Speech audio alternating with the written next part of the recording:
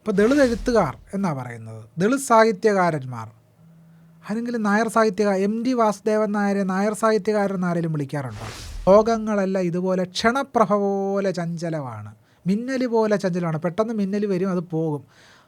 സത്യത്തിൽ എഴുത്തച്ഛൻ്റെ ഈ സിദ്ധാന്തം ഇന്ത്യയിലെ ബഹുജനങ്ങളോ ഇന്ത്യയിലെ ദളിതരോ ഇന്ത്യയിലെ ആദിവാസികളോ ഇന്ത്യയിലെ ന്യൂനപക്ഷങ്ങളോ കേൾക്കാനേ പാടില്ല. പൊളിറ്റിക്കൽ രാമനെ നമ്മൾ നേരിടുകയാണ്.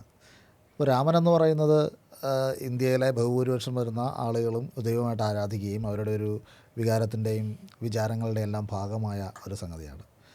അപ്പോൾ ഇങ്ങനെ അഗ്രസീവായിട്ടുള്ളൊരു രാമൻ മാത്രമല്ല, മറ്റുള്ളവരോട് ദയയും കരുണയും സഹോദര്യവും എല്ലാം പുലർത്തുന്ന മറ്റൊരു രാമനും കൂടിയുണ്ട് എന്ന് പറയുകയല്ലേ രാമനെ വേണ്ട എന്ന് പറയുന്നതിനേക്കാളും എളുപ്പം എന്നൊരു ചോദ്യം. ഇതൊരു കൊളോണിയൽ ഉൽപ്പന്നം കൂടാ. ഹിന്ദുമതം എന്ന് പറയുന്നൊരു കൊളോണിയൽ ഉൽപ്പന്നമാണ്. ഇന്ത്യയിലെ ബഹുഭൂരിഭാഗം വരുന്ന അവർണ ജനവിഭാഗങ്ങളെ അടിച്ചമർത്താൻ വേണ്ടി ഇന്ത്യയിലെ വരേണ്യ ഒളിഗാർക്ക് സൃഷ്ടിച്ചെടുത്ത ഒന്നിൻ്റെ പേരാണ് ഹിന്ദുമതം. എല്ലാവരുടെയും മതമല്ല, അവർണരുടേതല്ല, അവർണ മതമല്ല. അതുകൊണ്ടാണ് ഗുരുസ്വാമികൾ ഒരിക്കലും ഹിന്ദുമതം എന്ന് പറയുന്ന ഐഡൻറ്റിറ്റി ഗുരുസ്വാമികൾ ഒരിക്കലും അംഗീകരിച്ചിട്ടേയില്ല. ആ സ്കൂളിൻ്റെ തൊട്ടടുത്ത് സരസ്വതി വിദ്യാലയം എന്ന് പറഞ്ഞ ബോർഡ് സ്ഥാപിച്ചാണ് ഊരൂട്ടമ്പലത്തിൻ്റെ ചരിത്രഗതി മാറ്റിയെടുക്കാൻ സംഘപരിവാരം ശ്രമിക്കുന്നത്. അങ്ങനൊരു സംസ്കൃത ഗ്രന്ഥത്തെ അവതരിപ്പിച്ച് എങ്ങനൊരു ക്രിറ്റിക്കലായിട്ടുള്ള എൻഗേജ്മെൻറ്റ് സാധ്യമാക്കാം എന്ന് ഞാൻ പഠിച്ചത് ഡോക്ടർ ബി ആർ അംബേദ്കറുടെ ഫിലോസഫി ഓഫ് ഹിന്ദുയിസം, അതുപോലെ ഹിന്ദുമതത്തിലെ പ്രഹേളികകൾ, അങ്ങനെ പ്രധാനപ്പെട്ട, അതുപോലെ തന്നെ ഭഗവത്ഗീതയെ സംബന്ധിച്ച അദ്ദേഹത്തിൻ്റെ പ്രബന്ധങ്ങൾ, ഇങ്ങനെ അദ്ദേഹത്തിൻ്റെ ഹിന്ദുയിസത്തെ സംബന്ധിച്ച 3 പ്രധാനപ്പെട്ട പുസ്തകങ്ങൾ വായിച്ചപ്പോഴാണ് എനിക്ക് ഗവേഷണ രീതിശാസ്ത്രത്തിലേക്കൊരു തുറവി ലഭിച്ചതും വളരെ കൃത്യമായൊരു അവബോധം ലഭിക്കുന്നതും ഡോക്ടർ ബി ആർ അംബേദ്കറിനെ വായിച്ചതോടുകൂടിയാണ്. ഞാൻ എന്തുകൊണ്ട് ഇതിനെ വിമർശിക്കുന്നു എന്ന് ചോദിച്ചാൽ, എന്നെ കീഴാളനാക്കുന്ന പ്രത്യയശാസ്ത്രം ഇതായതുകൊണ്ടാണ് ഞാനിതിനെ വിമർശിക്കുന്നത്. ഇതാണ് സുവ്യക്തമായ മറുപടി. എൻ്റെ സമുദായത്തെ, എൻ്റെ ജനതയെ കീഴാളനാക്കുന്നു ഈ പ്രത്യയശാസ്ത്രം. അംബേദ്കർ മനുസ്മൃതി കത്തിക്കുകയും നാരായണഗുരു എന്നാൽ സംസ്കൃത കവിതകൾ രചിക്കുകയും അമ്പലങ്ങൾ സ്ഥാപിക്കുകയും ഒക്കെ ചെയ്ത വ്യക്തിയാണ്. അപ്പോൾ ഈ രണ്ടുപേരുടെയും പ്രവർത്തന ശൈലിയിൽ ഇതിനോടുള്ള പ്രതികരണത്തിൽ 2 വഴികൾ ഉണ്ടെന്ന് നമുക്ക് പറയാൻ കഴിയും. എങ്ങനെയാണ് അതിനെ കാണുന്നത്? കോട്ടയത്ത് SNDPയുടെ വിശേഷാൽ യോഗം നടന്ന സന്ദർഭത്തിൽ പണ്ഡിറ്റ് മദൻ മോഹൻ മാളവ്യ രാമനാമം ജപിക്കാൻ ആവശ്യപ്പെട്ടു. അന്ന് സഹോദരൻ അയ്യപ്പനും പണ്ഡിറ്റ് CO കരുണാകരനും ഉൾപ്പെടെയുള്ള ആളുകൾ രാവണാക്കി ജയ് വിളിച്ചുകൊണ്ടാണ് മദൻ മോഹൻ മാളവ്യയെ നേരിട്ടത്. താങ്കളുടെ എക്സ്പീരിയൻസിൽ നിന്ന് ഈ സംസ്കൃത ഗ്രന്ഥങ്ങളിൽ ഏതെങ്കിലും ഒരു ശ്ലോകം അല്ലെങ്കിൽ ഏതെങ്കിലും ഒരു ഭാഗം ആത്മാർത്ഥമായിട്ട് നമുക്ക് ഇത് വളരെ മനോഹരമാണെന്ന്, അല്ലെങ്കിൽ ഇത് നമ്മുടെ കാലഘട്ടത്തിൽ ഉയർത്തിപ്പിടിക്കേണ്ട ഒന്നാണെന്ന് തോന്നിയ ഏതെങ്കിലും ഒരു വരി, ഒരു വാചകം, ഒരു വാക്ക്?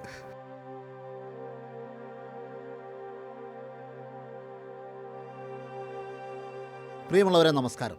ജസ്റ്റ് റൈറ്റ്സിലേക്ക് സ്വാഗതം. ഇന്ന് നമ്മുടെ അതിഥി ഡോക്ടർ TS ശ്യാംകുമാറാണ്. ക്ഷേത്ര പൂജാരിയായിരുന്ന, സംസ്കൃത പണ്ഡിതനായ, ഇപ്പോൾ കേരളത്തിലെ ഏറ്റവും ശ്രദ്ധേയനായ ബുദ്ധിജീവിയും പ്രഭാഷകനുമായ ഡോക്ടർ ശ്യാംകുമാർ മതഗ്രന്ഥങ്ങളും അധികാരവും തമ്മിലുള്ള സവിശേഷമായ ബാന്ധവത്തെ വിശകലനം ചെയ്യുന്നതിന് വേണ്ടിയാണ് തൻ്റെ ബൗദ്ധിക ജീവിതം അത്രയും പരിശ്രമിച്ചു പോരുന്നത്. മതാചാരങ്ങൾ സൃഷ്ടിക്കപ്പെടുന്നത് എങ്ങനെയാണ്? സാമൂഹ്യ ശ്രേണികൾ എങ്ങനെയാണ് സംരക്ഷിക്കപ്പെടുന്നത്? ചരിത്രാഖ്യാനങ്ങൾ സമകാലിക രാഷ്ട്രീയത്തെ രൂപപ്പെടുത്തുന്നത് എങ്ങനെ? തുടങ്ങിയ വിഷയങ്ങളിൽ ഉൾക്കാഴ്ചയുള്ള നിരീക്ഷണവും വേറിട്ട ചിന്തകളുമായാണ് അദ്ദേഹം നമുക്ക് മുന്നിലെത്തുന്നത്. രാമായണം, കേരളത്തിൻ്റെ താന്ത്രിക പാരമ്പര്യം, ജാതി, ഹിന്ദുത്വ തുടങ്ങിയ മേഖലകളിലെ അദ്ദേഹത്തിൻ്റെ പഠനങ്ങൾ കേരളീയ സമൂഹത്തിൽ ഏറ്റവും ചർച്ച ചെയ്യപ്പെടുന്ന ചിന്തകരിലൊരാളായി അദ്ദേഹത്തെ മാറ്റിയിട്ടുണ്ട്. ഈ എപ്പിസോഡിൽ ഒരു ക്ഷേത്രത്തിലെ മേൽശാന്തിയിൽ നിന്നും സംസ്കൃത പണ്ഡിതനിലേക്കും പിന്നീട് സാമൂഹിക വിമർശകനിലേക്കുമുള്ള അദ്ദേഹത്തിൻ്റെ യാത്രയും വിശുദ്ധ ഗ്രന്ഥങ്ങളുടെ രാഷ്ട്രീയവും രാമായണത്തിൻ്റെ അനേകാർത്ഥങ്ങളും ഹിന്ദുത്വയും ഭരണഘടനാ ധാർമ്മികതയും വിമർശന പാഠങ്ങളുടെ അതിരുകൾ തന്നെയും ചർച്ച ചെയ്യപ്പെടുന്നു. ഡോക്ടർ TS ശ്യാംകുമാറുമായുള്ള ദീർഘഭാഷണം നിങ്ങൾക്ക് ഇഷ്ടമാകുമെന്ന് കരുതുന്നു. എല്ലാവർക്കും സ്വാഗതം. എപ്പിസോഡ് ഇഷ്ടപ്പെട്ടെങ്കിൽ ചാനൽ സബ്സ്ക്രൈബ് ചെയ്യാനും ലൈക്ക് ചെയ്യാനും മറക്കരുത്. ആരംഭിക്കുന്നതിന് മുമ്പ് ഒരു ചെറിയ അഭ്യർത്ഥന. സ്വതന്ത്ര ഭാഷണങ്ങൾക്ക് സ്വതന്ത്ര പിന്തുണ കൂടിയേ തീരൂ. കോർപ്പറേറ്റ് പിന്തുണകളൊന്നുമില്ലാതെയാണ് ജസ്റ്റ് റൈറ്റ്സ് പോഡ്കാസ്റ്റ് ആരംഭിച്ചത്. ഗൗരവതരമായ പൊതുസംവാദങ്ങൾ ഇപ്പോഴും ആവശ്യമാണെന്ന് കരുതുന്ന പ്രിയപ്പെട്ട ശ്രോതാക്കളിലും അഭ്യുദയകാംക്ഷികളിലും പ്രതീക്ഷ അർപ്പിച്ചാണ് നമ്മൾ മുന്നോട്ട് പോകുന്നത്. സെൻസേഷണലായ തലക്കെട്ടുകൾക്കും ശബ്ദ കോലാഹലങ്ങൾക്കും അപ്പുറം ആഴമുള്ള സംഭാഷണങ്ങളെ നിങ്ങൾ വിലമതിക്കുന്നുണ്ടെങ്കിൽ please consider contributing to the podcast. നിങ്ങളുടെ ഓരോ സംഭാവനയും ഇതിനെ നിലനിർത്തുവാനും വിപുലീകരിക്കുവാനും സഹായിക്കും. സംഭാവനകൾക്കുള്ള ലിങ്ക് ഡിസ്ക്രിപ്ഷനിലും കമൻറ്റിലും നിങ്ങൾക്ക് കാണാം. സഹകരിക്കുക. ഈ യാത്രയിൽ ചേർന്നു നിന്നതിന് ഒരുപാട് നന്ദി. ഇനി നമുക്ക് ഡോക്ടർ ശ്യാംകുമാറുമായുള്ള സംഭാഷണത്തിലേക്ക് കിടക്കാം. ഇത്തരം കാര്യങ്ങളെല്ലാം നമ്മൾ വിശദീകരിക്കുന്ന ഒരു സമയത്താണ് നമ്മുടെ രാഷ്ട്രത്തിൻ്റെ ഒരു രാഷ്ട്രീയ ചരിത്രത്തിലും നീതിന്യായ വ്യവസ്ഥയുടെ ചരിത്രത്തിലും വളരെ സുപ്രധാനമായി ഇനി എല്ലാവരും വായിക്കാൻ പോകുന്ന അയോധ്യ വിധി വരുന്നത്. അത് തീർച്ചയായിട്ടും നമ്മൾ ഈ പറയുന്ന ബ്രാഹ്മണിക്കൽ ചരിത്രത്തിൻ്റെയും ഒക്കെ പിൻപറ്റി വരുന്ന ഒരു സംഗതിയാണ്. ഇപ്പോൾ താങ്കളുടെ ആരുടെ രാമൻ എന്ന പുസ്തകം വരുന്നു. ആ സമയത്ത് ഇങ്ങനൊരു അയോധ്യ വിധി വന്നപ്പോൾ രാമനുമായി ബന്ധപ്പെട്ട ഒരു രാഷ്ട്രീയ സമരത്തിൻ്റെ പശ്ചാത്തലത്തിൽ കൂടിയാണല്ലോ അത് വരുന്നത്. അപ്പോൾ എന്താണ് തോന്നിയത്? ഇതിന് നമ്മൾ ഇതിൻ്റെ ഒരു അരങ്ങൊരുക്കുന്ന പരിപാടി വളരെ നേരത്തെ തന്നെ നടന്നിരുന്നു എന്നുള്ളതാണ്. അങ്ങനെയാണ് നമ്മൾ കാണുന്നത് പോലെ രാമായണം സീരിയലുകൾ വളരെ വ്യാപകമായി ഇന്ത്യയിൽ മുഴുവൻ പ്രചരിപ്പിച്ചത്. വളരെ വ്യാപകമായി പ്രചരിച്ചിരുന്നല്ലോ. ജയ് ശ്രീരാം, ജയ് ഹനുമാൻ എന്നുള്ള സീരിയലുകൾ പോലും പിൽക്കാലത്ത് ഉണ്ടായി. ജയ് ഹനുമാൻ എന്നൊരു സീരിയൽ ഉണ്ടായിരുന്നു. അതും വലിയ രീതിയിൽ സ്വാധീനിക്കപ്പെട്ടിരുന്നു. ഈ സീരിയലുകൾക്കൊക്കെ ശേഷമാണ് അയോധ്യയിൽ പ്രാണപ്രതിഷ്ഠ നടക്കുന്നതെന്നുള്ളത് നമ്മൾ കാണാതെ പോകരുത്. അപ്പം വെറുപ്പിൻ്റെ പ്രത്യയശാസ്ത്രത്തെപ്പറ്റി പുസ്തകം എഴുതിയ രേവതി ലോൾ പറയുന്നൊരു കാര്യമുണ്ട്. അവരെഴുതുന്നത് ആളുകളെല്ലാവരും ഈ സീരിയലുള്ള ദിവസം വളരെ നിശബ്ദമായി ഭക്തിപൂർവം ഇത് കണ്ടു. ആ സമയത്ത് ആരും കടകളിൽ പോവുകയോ കച്ചവടം നടത്തുകയോ ഒന്നും ചെയ്യാതെ വളരെ ഭയഭക്തിപൂർവ്വം ഈ സീരിയൽ കാണുന്നതിന് വേണ്ടി മാറ്റിവെച്ചു എന്നുള്ള കാര്യമാണ് രേവതിയിലോൾ എഴുതുന്നത്. അത് സൃഷ്ടിച്ച ഒരു നമ്മുടെ ചരിത്രപരമായ ധാരണകളെ, സാമൂഹ്യ യാഥാർത്ഥ്യത്തെ എല്ലാം കടപുഴക്കുന്ന രീതിയിലായിരുന്നു അത് യഥാർത്ഥത്തിൽ ആ സീരിയലുകൾ വന്ന് പരിണമിച്ചെത്തിയത്. അപ്പോൾ നോക്കൂ, അതിനകത്ത് കാവ്യുടുത്ത രാമനെ സീതയുമാണ് ഈ പരമ്പരയിൽ കാണിച്ചിട്ടുള്ളത്. പക്ഷേ വാൽമീകി രാമായണത്തിൽ അങ്ങനെ ഒരു രാമനില്ല. കാവ്യുടുത്ത രാമനെ നമുക്ക് വാൽമീകി രാമായണത്തിൽ കാണാൻ കഴിയില്ല. വനത്തിലേക്ക് പോകുന്ന സീതയ്ക്ക് ദശരഥൻ നൽകുന്നതായി പറയുന്നത് സ്വർണ്ണാഭരണങ്ങളും കൊട്ടാരത്തിലണിയുന്ന ആഭരണങ്ങളുമാണ്, വസ്ത്രങ്ങളുമാണ് വനത്തിലേക്ക് പോകുന്ന സീതയ്ക്ക് കൊടുത്തയക്കുന്നത്. കാരണം സീതയ്ക്ക് വനവാസം അനുഭവിക്കേണ്ട ആവശ്യമില്ല. അതുകൊണ്ട് സീത മരവുരി അണിയേണ്ട ആവശ്യമില്ല. ഇനി മരവുരി അണിഞ്ഞാൽ തന്നെയും മറ്റ് വസ്ത്രാഭരണാദികൾ ദശരഥൻ കൊടുത്തയക്കുകയാണ് ചെയ്യുന്നത്. ചീരമണിഞ്ഞുകൊണ്ടാണ് രാമനും ലക്ഷ്മണനും സീതയും കാട്ടിലേക്ക് പോയതെന്നും പറയുന്നുണ്ട്. പിന്നെ ഇവിടെ നിന്ന് കാവ്യവസ്ത്രം വന്നു. അങ്ങനെ കാവ്യ ഒരു പ്രധാനപ്പെട്ട ഇമേജായി സീരിയലിലൂടെ രാമനിലൂടെ ആവിഷ്കരിക്കുകയാണ് ചെയ്യുന്നത്. ഇപ്പോൾ കേരളത്തിൻ്റെ ഒരു ചരിത്രം നോക്കിയാൽ രാമൻ അങ്ങനെ ഒരു പ്രധാനപ്പെട്ട ബിംബമായിരുന്നില്ല. കേരളത്തിൽ ഒരു ബിംബമായിരുന്നില്ല. ക്ഷേത്രങ്ങളിൽ ഒരു പ്രധാനപ്പെട്ട ആരാധനാമൂർത്തിയായിരുന്നില്ല രാമൻ. ഇപ്പോൾ കേരളത്തിൽ ഒരുപാട് ക്ഷേത്രങ്ങളുണ്ട്. ഏറ്റവും കൂടുതൽ ക്ഷേത്രങ്ങൾ ആർക്കാന്ന് ചോദിച്ചാൽ ആരെ സങ്കല്പിച്ചുകൊണ്ടാണെന്ന് ചോദിച്ചാൽ സംശയരഹിതമായിട്ടും പറയാൻ കഴിയും ദേവീ സങ്കല്പത്തിലും അയ്യപ്പ സങ്കല്പത്തിലുമാണ് കേരളത്തിലെമ്പാടും ക്ഷേത്രങ്ങളുള്ളത്. പക്ഷേ രാമൻ്റെ ക്ഷേത്രങ്ങൾ എണ്ണിയാൽ വളരെ വിരളമാണ്. വിരലിൽ എണ്ണാവുന്ന ക്ഷേത്രങ്ങൾ മാത്രമേ രാമനെ സങ്കല്പിച്ചുകൊണ്ടുള്ളൂ. പക്ഷേ അയോധ്യയെ രാമജന്മഭൂമി എന്ന പേരിൽ LK അദ്വാനിയുടെ നേതൃത്വത്തിലുള്ള യാത്രകളൊക്കെ നടത്തി സംഘർഷത്തിലൂടെ ഒക്കെ തന്നെ ഒരു പ്രധാനപ്പെട്ട സ്ഥലമാണ് എന്ന് പൗരാണികവൽക്കരിക്കാൻ സംഘപരിവാരത്തിന് കഴിഞ്ഞു എന്നുള്ളതാണ്. ഒരു പ്രധാനപ്പെട്ട ഇരിപ്പിടമാണ്, ഒരു പുണ്യസങ്കേതമാണ്, തീർത്ഥസ്ഥാനമാണ് എന്നവർക്ക് പൗരാണികവൽക്കരിക്കാൻ കഴിഞ്ഞു എന്നുള്ളതാണ്. ഒരു ചെറിയ ഉദാഹരണത്തിലൂടെ നമുക്കത് വ്യക്തമാകും എങ്ങനെയാണ് ഈ പൗരാണികവൽക്കരണം നടക്കുന്നത്. ഇപ്പോൾ ഞാൻ മിക്കവാറും പറയാറുള്ളൊരു ഉദാഹരണമാണ് തിരുപ്പതി ക്ഷേത്രം. തിരുപ്പതിയെപ്പറ്റി സ്കന്ദപുരാണത്തിൽ പറയുന്നുണ്ട്. ഈ തിരുപ്പതി ക്ഷേത്രം ആദ്യകാലത്ത് ചാമ കൃഷി ചെയ്തിരുന്ന ആദിവാസികളുടെയാണെന്നാണ് സ്കന്ദപുരാണത്തിൽ പറയുന്നത്. ഒരിക്കൽ ആ രാജ്യത്തെ രാജാവ് ഒരു സ്വപ്നം കാണുക, ഈ തിരുപ്പതി എന്ന് പറയുന്ന ആദിവാസികൾ താമസിക്കുന്ന സ്ഥലത്തൊരു ക്ഷേത്രപ്രതിഷ്ഠ ചെയ്യണം. അങ്ങനെ അദ്ദേഹം കുറച്ച് ബ്രാഹ്മണരെ അങ്ങോട്ട് വിടുകയും അവിടെ വിഷ്ണുവിൻ്റെ പ്രതിഷ്ഠ നടത്തുകയും ചാമ കൃഷി ചെയ്തിരുന്ന ആദിവാസികളെ അദ്ദേഹം ഈ പറയുന്ന രാജാവും സംഘം എന്ത് ചെയ്തു, അവിടുത്തെ പൂന്തോട്ടം ഉണ്ടാക്കുന്ന ആളുകളായിട്ട്, പൂക്കൾ പറിക്കുന്ന ആളുകളായിട്ട് മാറ്റുകയും ചെയ്തു. സംഭവിച്ചതെന്താ, ആ സ്ഥലത്തെ പൗരാണികവൽക്കരിച്ച് അവിടെ യഥാർത്ഥത്തിൽ അവിടുത്തെ ആദ്യകാല ആരാധകർ ആരായിരുന്നു അവരെ ചവിട്ടി പുറത്താക്കാൻ വേണ്ടി പുതിയ സ്വപ്നത്തിൻ്റെ കഥ നിർമ്മിക്കപ്പെടുക. വെൻഡി ഡോണിഗർ ഈ സ്വപ്നത്തിൻ്റെ ചരിത്രത്തെപ്പറ്റി എഴുതുന്നുണ്ട്. സ്വപ്നമൊന്നും അത്ര നിഷ്കളങ്കമല്ലെന്ന്. അതായത് പലതരം സ്വപ്നങ്ങളെപ്പറ്റി പുരാണങ്ങളിൽ പറയുന്നുണ്ടല്ലോ.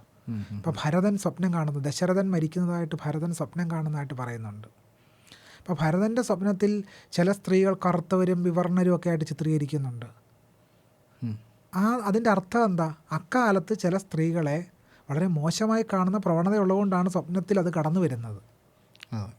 അപ്പോൾ അങ്ങനെ വെൻഡി ഡോണിഗർ ഈ സ്വപ്നത്തിൻ്റെ ചരിത്രത്തെയൊക്കെ പറ്റി അന്വേഷിച്ച് പോകുന്നുണ്ട്. ഞാൻ ആനുഷംഗികമായി സൂചിപ്പിച്ചു എന്ന് മാത്രമേ ഉള്ളൂ. നമ്മൾ ഇപ്പോൾ രാമൻ്റെ കാര്യമാണ് പറഞ്ഞത്. അപ്പോൾ ആരുടെ രാമൻ എന്ന് പറഞ്ഞ പുസ്തകം വരുന്നു. അതിൻ്റെ ഒരു രാഷ്ട്രീയവും ചരിത്രവും എല്ലാം പറയുന്നുണ്ട്. അങ്ങനെ ഒരു അക്കാഡമിക് അല്ലാതെ വ്യക്തിപരമായിട്ട് രാമൻ എന്ന ഒരു സങ്കല്പത്തെ എങ്ങനെയാണ് താങ്കൾ കാണുന്നത്? വ്യക്തിപരമായി കാണുമ്പോൾ പോലും ഇപ്പോൾ എനിക്ക് എൻ്റെ ചെറുപ്പകാലത്ത് ഞാൻ വളരെയധികം ആരാധിച്ചുകൊണ്ടിരുന്നത് എൻ്റെ ഒരു ഇഷ്ടദേവത എന്ന് പറയാം, ആ അർത്ഥത്തിൽ പറയാമെങ്കിൽ വളരെ ചെറുപ്പകാലത്ത് ഭദ്രകാളിയായിരുന്നു. കാളിക്ഷേത്രത്തിലെ പൂജാരിയായിരുന്നല്ലോ. ഈ ശ്രീരാമകൃഷ്ണ പരമഹംസർ കാളിഘട്ടിലെ പൂജാരിയായിരുന്നു. അപ്പം ഞാൻ എൻ്റെ ആ ചെറുപ്പകാലത്ത് ഈ ശ്രീരാമകൃഷ്ണ പരമഹംസരെ ഓർക്കാറുണ്ട്. കാളിക്ഷേത്രത്തിൽ പൂജാരിയായിരിക്കുന്ന സമയത്താണ് ഞാൻ ശാരദാദേവിയുടെയും ശ്രീരാമകൃഷ്ണ പരമഹംസരുടെയും ജീവചരിത്രമൊക്കെ വായിക്കുന്നതും അതുപോലെ തന്നെ അദ്ദേഹത്തിൻ്റെ ഉപദേശങ്ങളും ഉപദേശ സാരാമൃതം എന്നൊക്കെ പറയുന്ന പുസ്തകങ്ങളൊക്കെ വായിക്കുന്ന അക്കാലത്താണ്.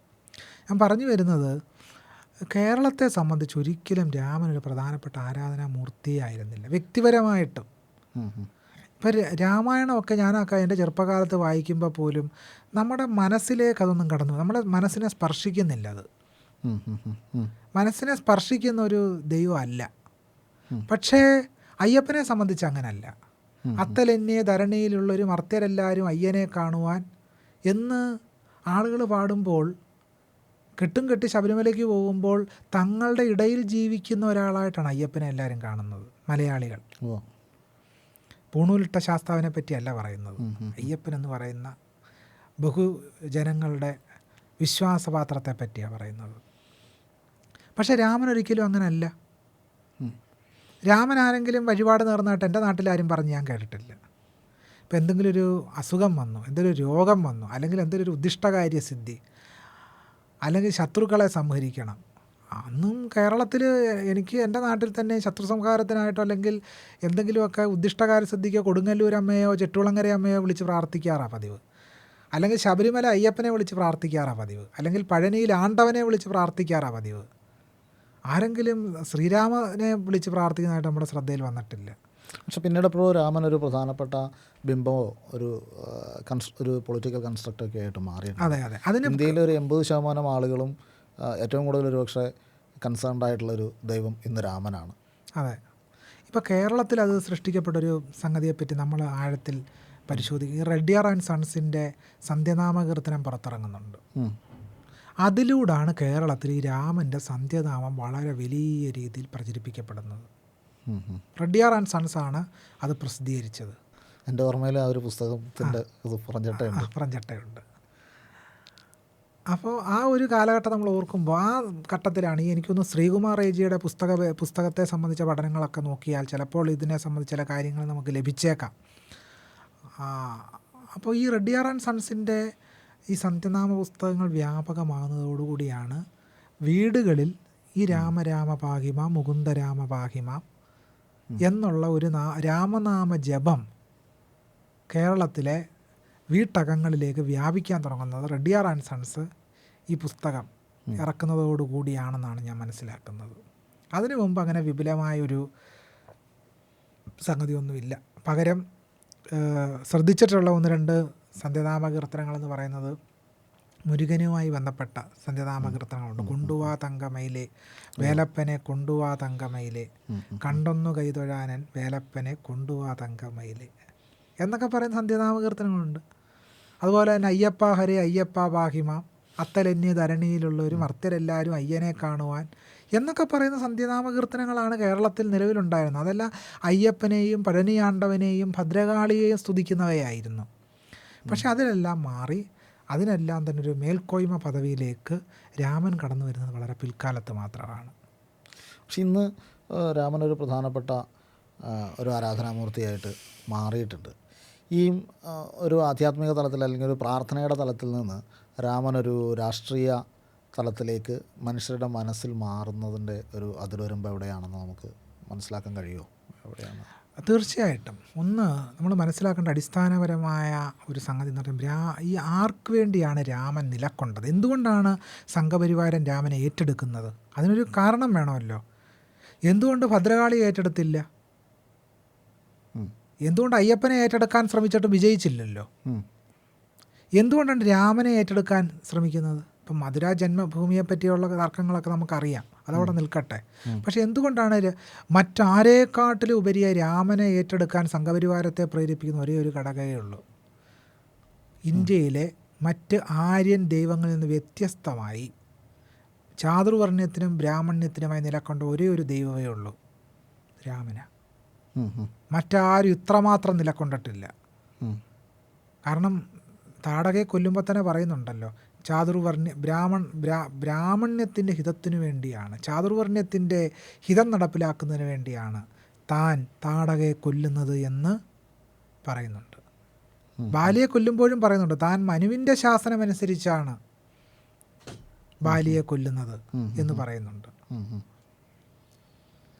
രാമായണം വാൽമീകി രാമായണത്തിൻ്റെ അവസാന ഘട്ടത്തിൽ രാവണനും രാമനും തമ്മിൽ വലിയ യുദ്ധം നടക്കുകയാണല്ലോ. അങ്ങനെ വലിയ യുദ്ധം നടക്കുന്ന അവസരത്തിൽ ബ്രാഹ്മണ്യത്തിൻ്റെ ഹിതം നടപ്പിലാക്കുന്ന രാമൻ ജയിക്കട്ടെ എന്നാണ് ദേവന്മാരും സിദ്ധതാപസന്മാരും എല്ലാം രാമന് കീജയി മുഴക്കുന്നത്. അപ്പോൾ ചുരുക്കത്തിൽ രാമൻ എന്ന് പറയുന്നത് ബ്രാഹ്മണ്യത്തിനും ചാതുർവർണ്ണ്യത്തിനും വേണ്ടി നിലകൊണ്ട ഒരു പ്രധാനപ്പെട്ട കഥാപാത്രമായതുകൊണ്ടാണ് രാമൻ സ്വീകരിക്കപ്പെടുന്നത്. പക്ഷെ അതിൻ്റെ മറ്റൊരു വശം എന്ന് വെച്ചിട്ടുണ്ടെങ്കിൽ രാമായണത്തിന് ഒരുപാട് വൈവിധ്യങ്ങളുണ്ടെന്നും ഇപ്പോൾ എത്രയെത്ര രാമായണങ്ങൾ എന്ന ഒരു വലിയ ആർഗ്യുമെൻ്റ് മറുവശത്തുണ്ട്. രാമായണത്തിൻ്റെ വൈവിധ്യങ്ങളെ നമുക്ക് കണ്ടെത്താൻ കഴിഞ്ഞാൽ ഒരുപക്ഷെ ഈ ഏകശിലാത്മകമായ അക്രമോത്സുകമായ ഈ പ്രതീകവൽക്കരണത്തെ നേരിടാൻ കഴിയുന്നു. അങ്ങനെ ഒരു സാധ്യതയുണ്ടോ? ഒരു സാധ്യതയില്ല. എന്തുകൊണ്ടാണെന്ന് പറയാൻ കാരണം ഈ വൈവിധ്യത്തെപ്പറ്റി നമുക്ക് പറയാവുന്ന മാത്രമേ ഉള്ളൂ.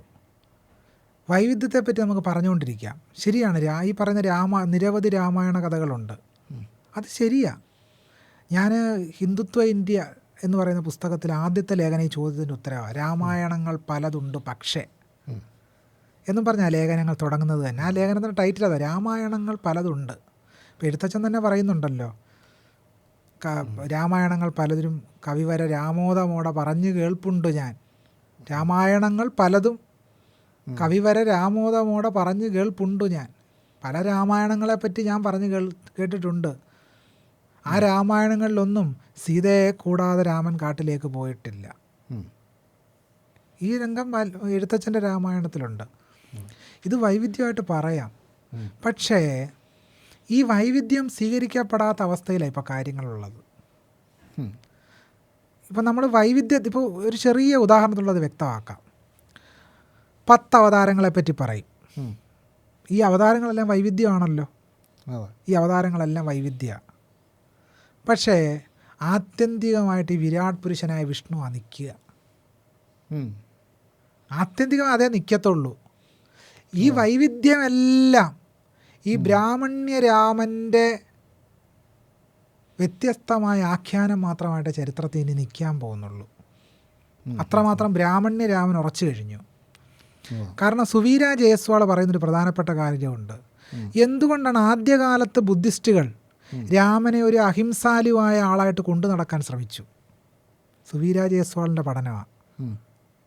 പക്ഷേ ബ്രാഹ്മണ്യം രാമനെ സമ്പൂർണ്ണമായി സ്വാംശീകരിച്ച് കഴിഞ്ഞ ഘട്ടത്തിൽ ബുദ്ധിസ്റ്റുകൾ രാമനെ ഉപേക്ഷിച്ചു എന്നാണ് സുവീര ജയ്സ്വാൾ പറയുന്നത്. കുറച്ചു കാലം കൂടി ജൈനന്മാർ കൊണ്ടു നടക്കാൻ ശ്രമിച്ചു, ജൈനന്മാരും പുള്ളി ഉപേക്ഷിച്ചു. നമ്മൾ ചെയ്യേണ്ട പ്രധാനപ്പെട്ട കാര്യം എന്താണ്? നമ്മൾ ചെയ്യേണ്ട പ്രധാനപ്പെട്ട കാര്യത്തെപ്പറ്റി ഡോക്ടർ ബി ആർ അംബേദ്കർ സൂചിപ്പിക്കുന്നുണ്ട്. അംബേദ്കർ സൂചിപ്പിക്കുന്ന ഒരു കാര്യം, ഒരു ആഖ്യാനം, ഉപരിവർഗത്തിൻ്റെ ഒരു ആഖ്യാനം അത് താഴേ തട്ടിലേക്ക് ഊർന്നിറങ്ങും എന്നുള്ള സിദ്ധാന്തം ഡോക്ടർ ബി ആർ അംബേദ്കർ പറയുന്നുണ്ട്. എ കെ രാമാനുജൻ വേറെ തരത്തിലാണ് പറയുന്നതെങ്കിൽ അംബേദ്കറിൻ്റെ സിദ്ധാന്തവുമായിട്ട് അജഗജാന്തരമുണ്ട്. തൽക്കാലം അതിൻ്റെ ചർച്ചയിലേക്കൊന്നും ഞാൻ പോകുന്നില്ല. പക്ഷേ ഇവിടെ സംഭവിക്കുന്ന കാര്യം എന്താണ്? ഈ ഉപരിവർഗത്തിൻ്റെ ആശയങ്ങൾ താഴേ തട്ടിലേക്ക് ഇങ്ങനെ അരിച്ചിറങ്ങിക്കൊണ്ടിരിക്കുന്ന ഒരു ഘട്ടത്തിൽ വിമർശനാത്മകമായി പരിശോധിക്കുക എന്നതല്ലാതെ വൈവിധ്യം മാത്രം പറഞ്ഞുകൊണ്ട് കാര്യമില്ല. വൈവിധ്യത്തെ നമ്മൾ തീർച്ചയായിട്ടും ഉയർത്തിപ്പിടിക്കുക തന്നെ വേണം. വൈവിധ്യത്തിന് ചരിത്രത്തിൽ സ്ഥാനമുണ്ട് എന്നുള്ള കാര്യത്തിലൊന്നും തർക്കമില്ല. ഇന്ത്യ നിലനിൽക്കുന്നതിന് ഈ ബഹുസ്വരതയിലും വൈവിധ്യത്തിലുമാണ്. പക്ഷേ പ്രശ്നം എന്താണെന്ന് ചോദിച്ചാൽ, നിങ്ങൾ വൈവിധ്യത്തെപ്പറ്റി പറയുകയും എഴുത്തച്ഛൻ്റെ രാമായണത്തെയും വാൽമീകി രാമായണത്തെയും വിമർശനാത്മകമായി പരിശോധിക്കാതിരിക്കുകയും ചെയ്യുമ്പോൾ എന്താ സംഭവിക്കുക? ബ്രാഹ്മണ്യ രാമനെ നിലനിൽക്കത്തുള്ളൂ, ബാക്കിയുള്ളത് തന്നെ വ്യത്യസ്ത ആഖ്യാനങ്ങളാണെന്നേ ആളുകൾ മനസ്സിലാക്കത്തുള്ളൂ. സണ്ണിയം കവിക്കാട് ലളിതമായിട്ട് പറഞ്ഞല്ലോ, നിങ്ങൾ പല 100,000 രാമന്മാരെ പറ്റി പറയുമായിരിക്കാം, പക്ഷെ ജനങ്ങളുടെ മനസ്സിൽ ഏത് രാമനാണ് ഉള്ളത്? ഇതതിൻ്റെ ലളിതമായ ഉത്തരവാണ്. നിങ്ങൾ മറ്റേ രാമനെ പറ്റി പറയും, പക്ഷെ ആളുകളുടെ മനസ്സിൽ ഏത് രാമനാ? പൂണൂലിട്ടൊരു രാമൻ ജനങ്ങളുടെ മനസ്സിലുണ്ട്. ജനങ്ങളുടെ മനസ്സിലൊരു രാമനുണ്ട്. അത് എത്രമാത്രം, എന്തുകൊണ്ടാണ് ഈ രാമൻ്റെ കഥാപാത്രത്തെ അവതരിപ്പിച്ച സീരിയൽ താരം ഇലക്ഷനിൽ നിന്ന് ജയിക്കുന്നത്? എന്തുകൊണ്ടാ? വൈവിധ്യത്തെപ്പറ്റി പറഞ്ഞാൽ മതിയല്ലോ.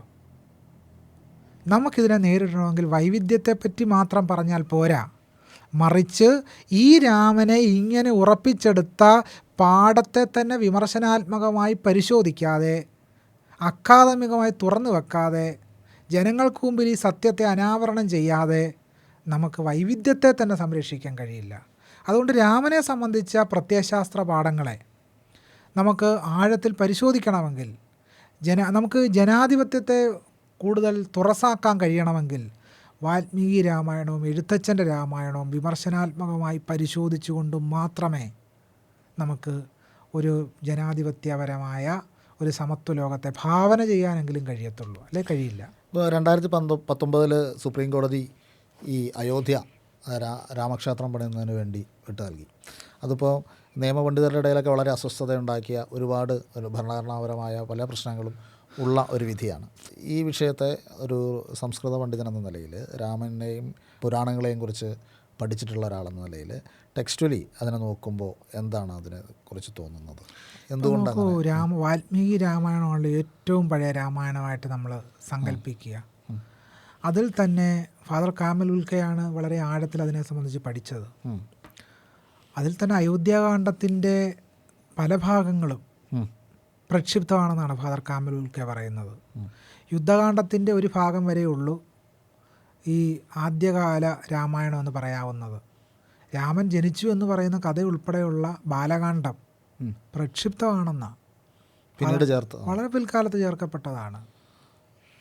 അതുകൊണ്ട് ഇപ്പം അയോധ്യ എന്ന് പറഞ്ഞാൽ ആദ്യകാലത്തൊരു ബുദ്ധിസ്റ്റ് സങ്കേതമാണെന്നാണ് ചരിത്ര പണ്ഡിതന്മാർ പറയുന്നത്. ആദ്യകാലത്ത് അതൊരു ബുദ്ധിസ്റ്റ് സങ്കേതമായിരുന്നു.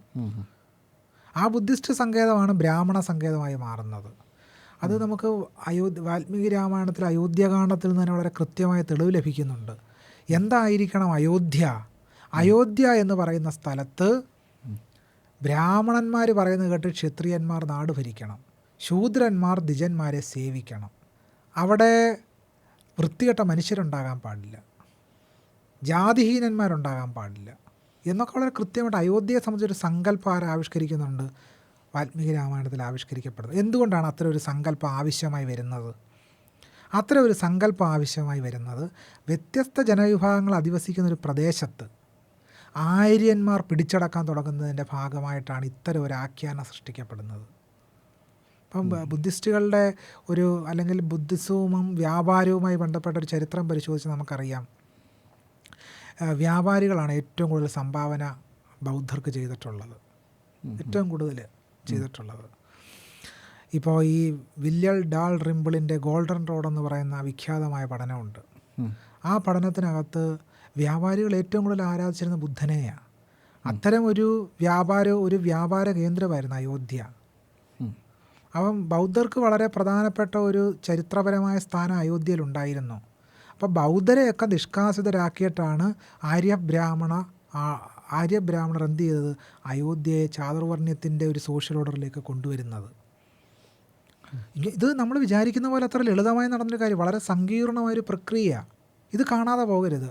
അതിനുശേഷമാണ് പിൽക്കാലത്ത് രാമൻ അയോധ്യയിലാണ് ജനിച്ചതെന്ന് പറയുന്നത്. നോക്കൂ, രാമൻ അയോധ്യയിലാണ് ജനിച്ചത് എന്ന് പറയുന്ന ബാലകാണ്ഡം തന്നെ പ്രക്ഷിപ്തമാണ്.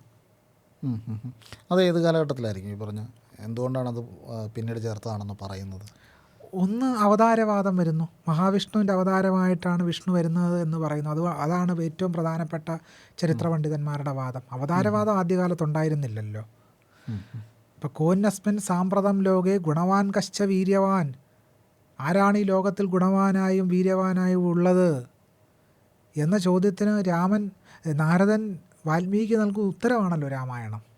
അവിടെ രാമൻ വാൽമീകിയുടെ മറ്റു ഭാഗങ്ങളെല്ലാം പരിശോധിച്ചാൽ, ബാലകാണ്ഡം ഒഴിച്ച് മറ്റു ഭാഗങ്ങളൊക്കെ നമ്മൾ സൂക്ഷ്മമായിട്ട് പരിശോധിച്ചാൽ അവിടെ ഒന്നും ഒരു അവതാരവാദമൊന്നും കാണുന്നില്ല. പക്ഷേ ബാലകാണ്ഡത്തിൽ വളരെ കൃത്യമായിട്ടൊരു അവതാരവാദം കാണുന്നുണ്ട്. വിഷ്ണുവിൻ്റെ അവതാരമാണ് ഇതെന്ന് പറയുന്നുണ്ട്. ആ അവതാരവാദം വളരെ പിൽക്കാലത്ത് ഉണ്ടാകുന്ന ഒന്നാണ്. ആദ്യകാലത്ത് അവതാരവാദം ഇല്ല. അതുകൊണ്ടാണ് അത് പ്രക്ഷിപ്തമാണെന്ന് പറയുന്നതിൻ്റെ ഒന്നാമത്തെ കാര്യം. 2, ഭാഷാപരമായിട്ടുള്ള വ്യത്യാസം, കൃതികളിലെ ഭാഷാപരമായിട്ടുള്ള വ്യത്യാസം. അതിൻ്റെയൊക്കെ അടിസ്ഥാനത്തിലാണ് ബാലകാണ്ഡം പ്രക്ഷിപ്തമാണെന്ന് പറയുന്നത്.